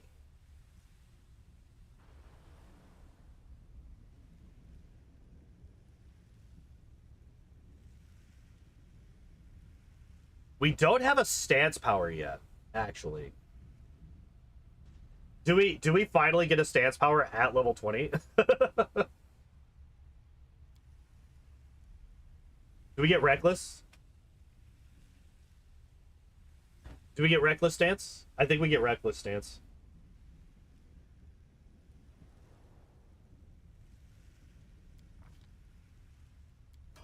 Let's go. All right. I think that is our... Wait, why is Ivu here? Ivu, you're not supposed to be here. Ivu, you're supposed to be dead. Wait. If you go Azada into Devil in Inevitable Excess, you keep Ivu? No, she's... Okay, No. Okay, she's there, but she doesn't stay with you. Okay. Never mind. Okay. So let's take a look at... All right, so we would not be wearing armor because we don't wear armor. All right, so let's take a look at our stuff. So 42 mobility, 43 trickery, 45 stealth, 24 persuasion.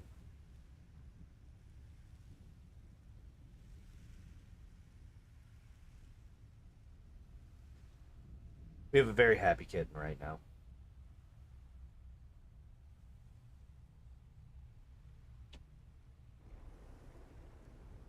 We have a very happy kitten with us right now.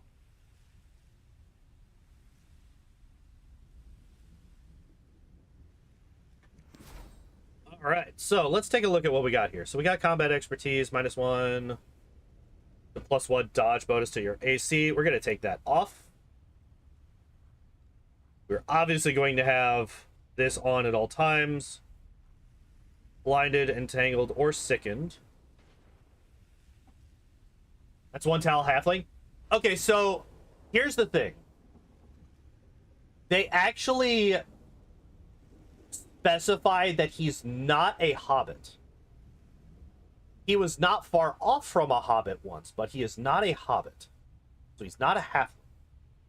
Close, but not quite. And I thought that the tiefling, like, you know, the half demon blooded tiefling would more accurately represent the, like, corrupted aspect of Gollum than the halfling race. So that's why I chose tiefling over halfling.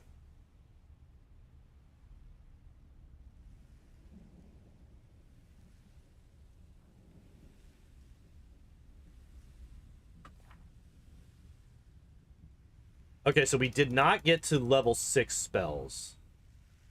How long does Animal Aspect Greater last? It's 1 minute per level? Okay.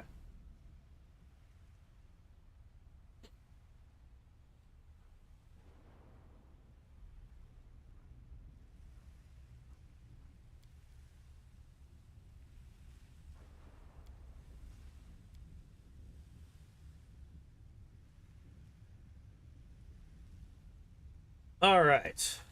Yeah, I'm actually kind of happy with this one. We got ourselves another mythic path in there. So now we have an Aeon, an angel, a demon, and we will have a devil.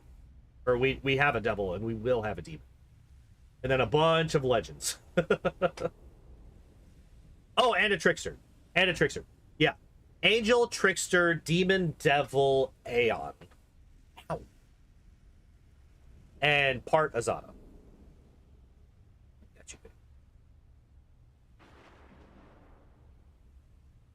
Got you.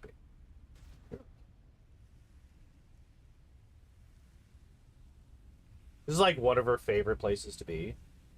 Just like hyper curled up and full hug mode.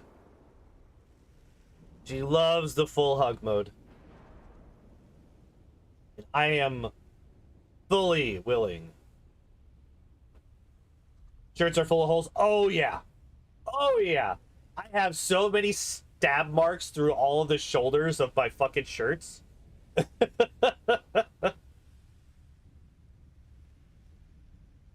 But that's a small price to pay. It's a small price to pay to have happy kitties.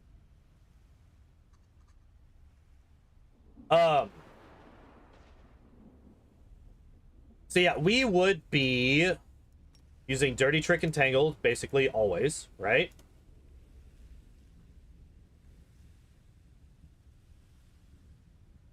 Let me actually double check this, right? This is, yeah, it's 1d4 rounds plus 1 round for every. Okay, yeah. What is my CMB? 31. It's not bad. It's not bad. Base attack bonus, which is 20, right? Yeah. BAB plus strength and dex, so that's 29, plus special size modifier, which is apparently a 2. Why do I have a 2? Wait, where's that extra 2 coming from? Because this should only be 29 right now.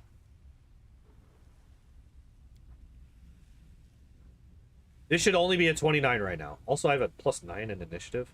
Oh, yeah, because plus 2 pickpocket.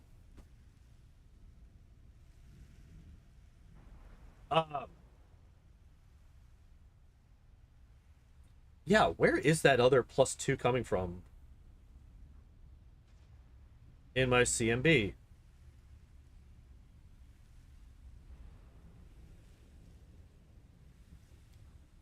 Is it a feat that I have? I don't think so.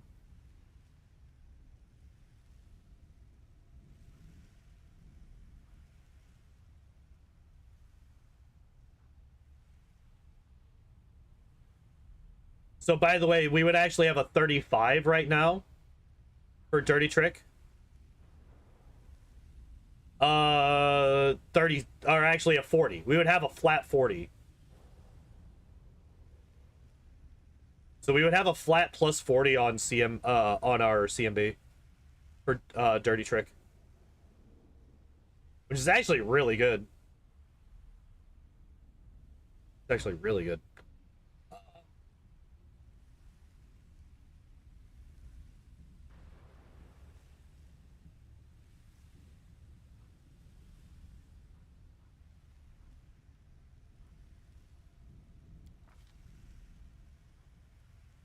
Man, I wish this would tell me where the bonuses are coming from, because I'm like legitimately confused. So we got a 20. We don't have a size modifier because we're just normal size. We're medium. So where's this extra plus 2 coming from? Because it should be a 29.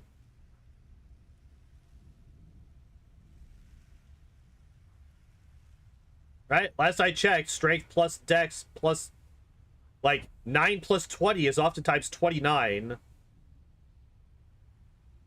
not 31.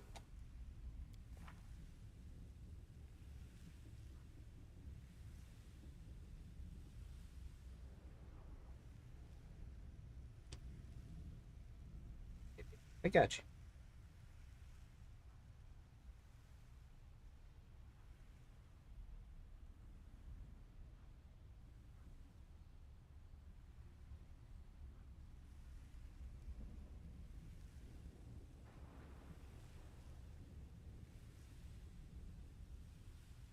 What is...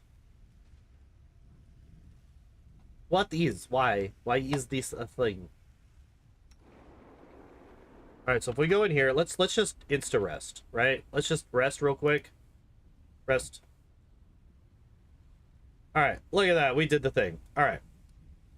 So, if we were to just do this, right? Oh, so trickery and stealth, speed, plus mobility. Wait.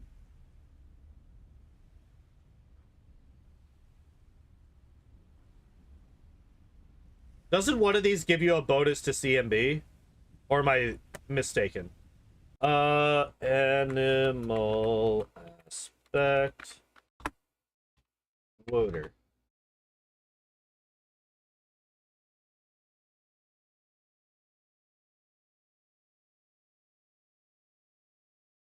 All right, so Gorilla would give me a +4 competence bonus on CMB.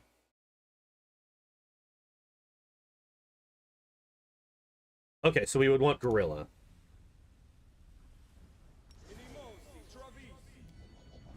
All right.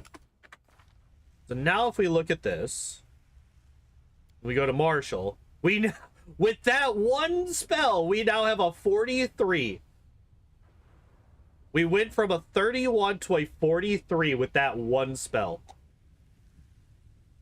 That's not with any enhancement bonus to my strength or dex, because we would be getting an enhancement bonus from these from some kind of belt at some point. And if not a belt, then one of the spells. That's kind of insane, actually. Bleed bite? Wait, we have a bleed on our bite? When did that happen? I'm assuming that's one of these.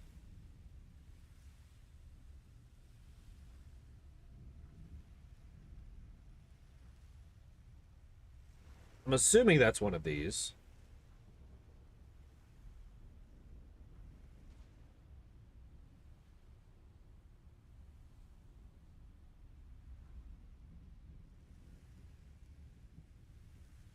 Ah, there it is. At 11th level, the damage increases to 1d8, and her bite deals 1d6 of bleed damage. Okay. And another +9 for feats in Mythic. Yeah. Yeah, this is... where is it at?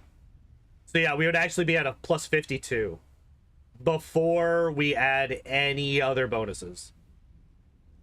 Any enhancement bonus. So if we add another... So that would be a 55? No. A 58, right? If we add a +6 to all physical stats belt, that would be a +56 to dirty trick maneuvers. That's kind of broken.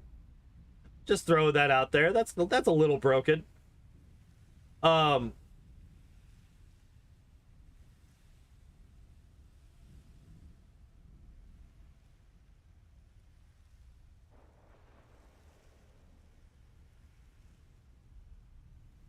God. That's just one of those things where it's like, yeah, you just kind of like eventually, you know, stuff adds up. Like, it always surprises me how quickly you can boost these numbers to insane degrees. And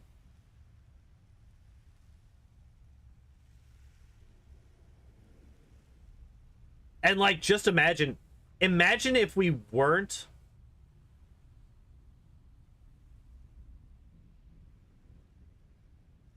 gonna rogue on party a lot, eh? Well, you see, that's why at level 18 we got clear mind, so we get to roll those twice and fail both times.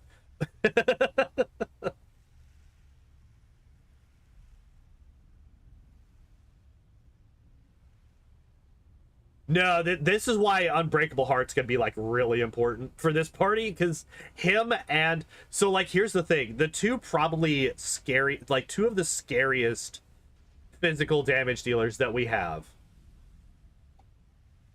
Well, I think the scariest one is probably Pippin, weirdly enough, because of his sneak attack. And he also has a 7 wisdom. Or actually, no, I think Pippin, I think I gave him like a 9 or an 8. I don't think I went all the way down to 7 for Pippin. But for Gollum, like, that boy instantly lost to the ring. Like, immediately lost to the ring. So he had to have a shit will save. Like, that just had to be a thing. Yeah, level 20, he's got a +6. And that's with heroism. Wait, why do I have heroism?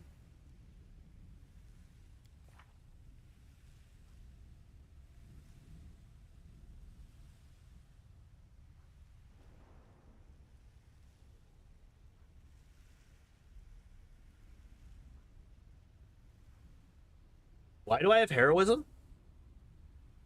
Because of fucking Ivu. Ivu has a heroism aura. I forgot about that.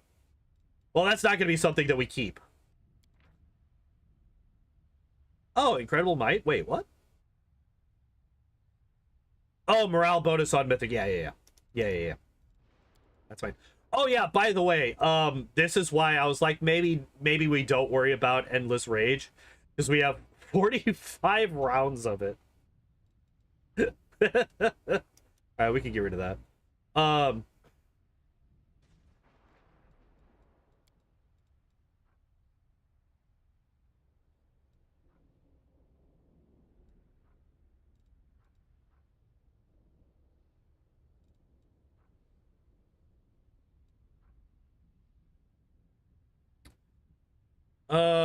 everybody start attacking targets indiscriminately. The base DC for this saving throw is equal to 10 plus half your character level plus your mythic rank plus your highest ability modifier. Ooh. Okay, so 10, 20, 30. So the save for that is 39 right now, and can be boosted by another 6, so another 3, so 42 is the save DC for that. It's a will saving throw, which will saves aren't as hard to beat as fort saves in this game. That's not a bad one right there. Just not having to worry about like half of the fucking enemies that in any given fight. Yeah. I think that these down here are probably not as big a deal, but this one right here is pretty damn good. Pretty damn good. All right, what are you?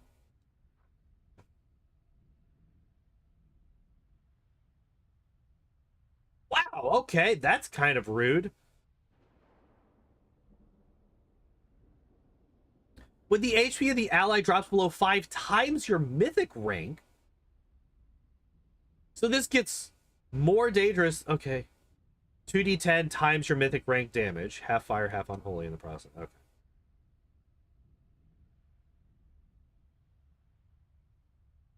Ooh, when the ally would become shaken or frightened, they instead gain the benefits of the heroic invocation and rage spells for a number of rounds equal to your mythic rank. Interesting. As HP drops below 15 times your mythic rank. 1d8 per your mythic rank damage to all enemies, and they must make a reflex saving throw or start burning for 2d6. Half fire, half unholy damage each round. Base DC. Okay, interesting.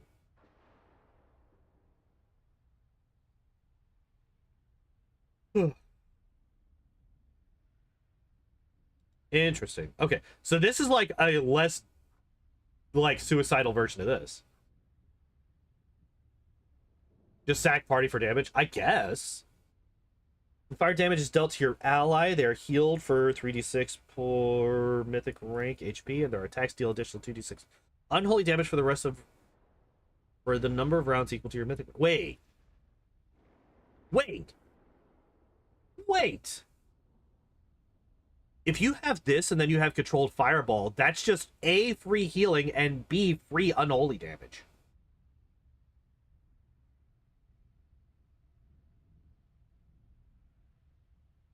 This is kind of insane.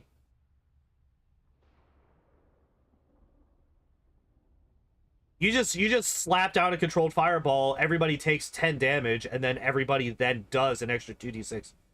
Jesus, for 10 rounds right now. Which, granted, this is, per mythic rank, so minimum of 8 rounds of just an extra 2d6 unholy damage for every attack. And since we have a lot of physical damage dealers, that's kind of crazy. Allies making a saving throw against an illusion or enchantment spell, they automatically succeed. Additionally, the caster is then targeted by the same effect with the DC of its saving throw increased by a number equal to half your mythic rank. Oh. Oh.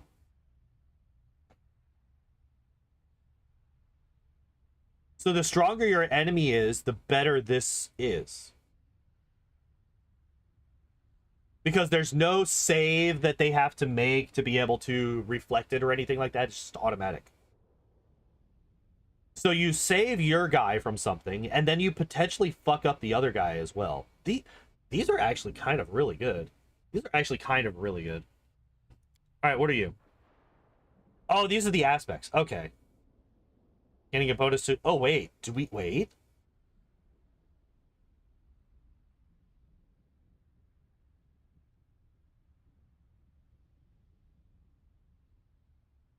Oh, these are the okay. I get this.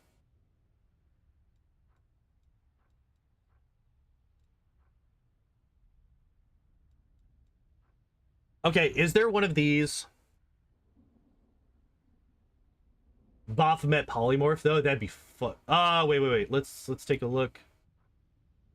Illusion or enchantment. That's not illusion or enchantment, that's transmutation. Unfortunately. It has to be an illusion or enchantment spell, but if we get hit by like a succubus confusion or something like that, that'll be reflected.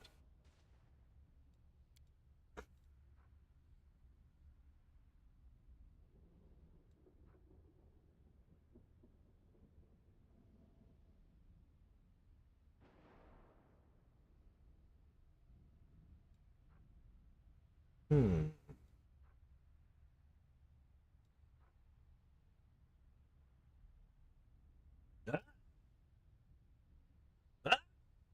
That's an extra +4 to CMB.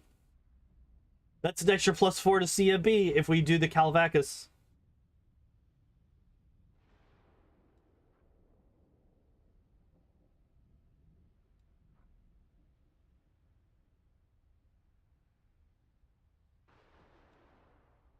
Oh man. I think that the Babao and the Calvacus are the two that I would want to use the most here. Calvacus for CMB and Babao for sneak attack, just because like I said earlier, I really wanted to get sneak attack into this build. It just wasn't quite viable. Because like we would lose out on the we would lose out on where are you at? This. Which gives us a +12 size bonus.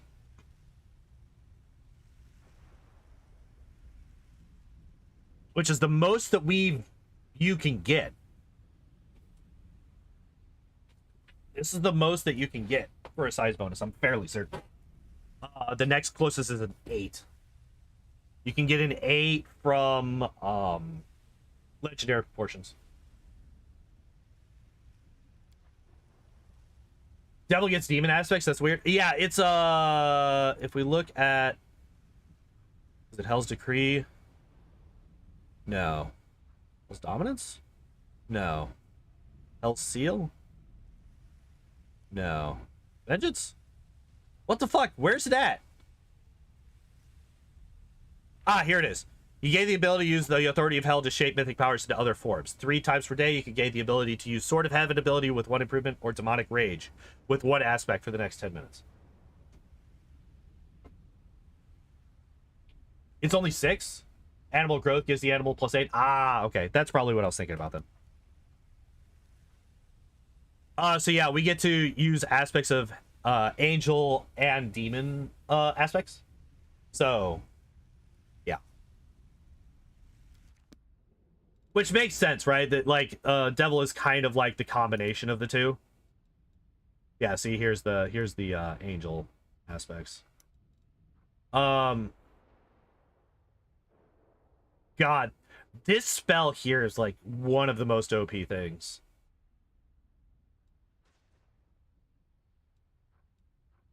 Okay. Let me get rid of it. I don't know why I'm like fucking around with the with my fucking hotbar like I'm about to use this character ever. At least not in this particular build. Also, the fact that we just get Hellfire Ray for free forever is kind of fucking crazy.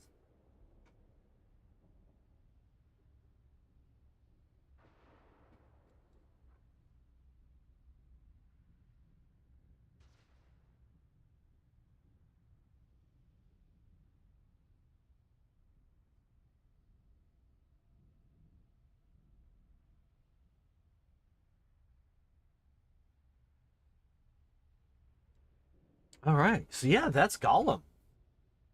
Um yeah, I'm kind of happy with this build.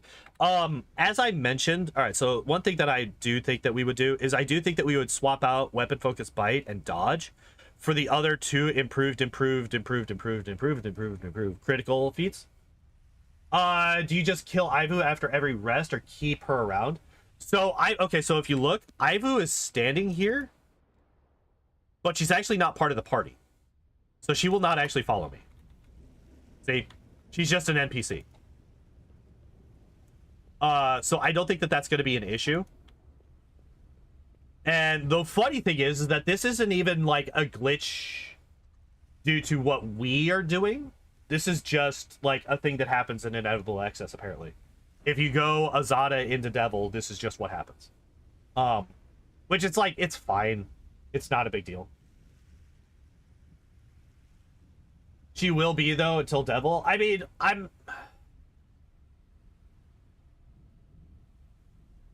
don't know. I don't know. It's like really nice having her around. It's like really nice having her around. I don't know. I don't know if I do that or not. We'll cross that bridge. We'll burn that bridge when we come to it.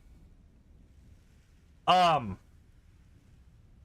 yeah, I do think that I'm gonna call it here. It's a little bit of a shorter stream, but kind of tired. Like I said earlier, I've been fucking exhausted for the last 3 days. I've been absolutely fucking wiped out. So I think I'm gonna take a little bit of a nap before I go into work tonight. But yeah, next week, before I go, next week, on Tuesday and Wednesday, we're gonna be doing our Pokemon solo runs, as always. Tuesday, we're gonna be doing Cloyster. Or sorry. Not Cloyster. Shelder. The baby Cloyster. We're gonna be doing Shelder on Tuesday. It's be like Ivu is just a giant eagle that Ganon calls on. Maybe. And then on Wednesday, we will be doing Pidgeot. This will be very interesting because Pidgey sucks balls. I'm not so sure about Pidgeot, though. I think Pidgeot's gonna do a lot better. Then Thursday we'll be off. Friday will be interesting because Friday we'll be doing yet another attempt at a Pathfinder Kingmaker unfair speedrun. And we will be trying to incorporate the new routing that we figured out yesterday. So yeah, that'll be fun. That'll be interesting. That'll be cool and dope. And then next Saturday, we'll be building the final character in our Wrath of the Righteous Lord of the Rings Fellowship playthrough. We'll be building Frodo. That's going to be a bitch and a half because Frodo doesn't do a whole lot. Well, okay, he doesn't do a whole lot that can be translated into a Pathfinder character, right?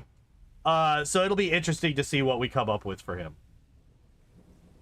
But yeah, I'm gonna go. Thank you everybody for hanging out and watching Oracle Frodo. That's kind of what I'm leaning towards, but we will see what what we come up with next week. We will see. Oh, but yeah, appreciate y'all hanging out and all that good stuff. Thank you. Thank you. I hope you all enjoyed the stream. I hope you all have a good evening, and I hope to see you next time. Bye bye.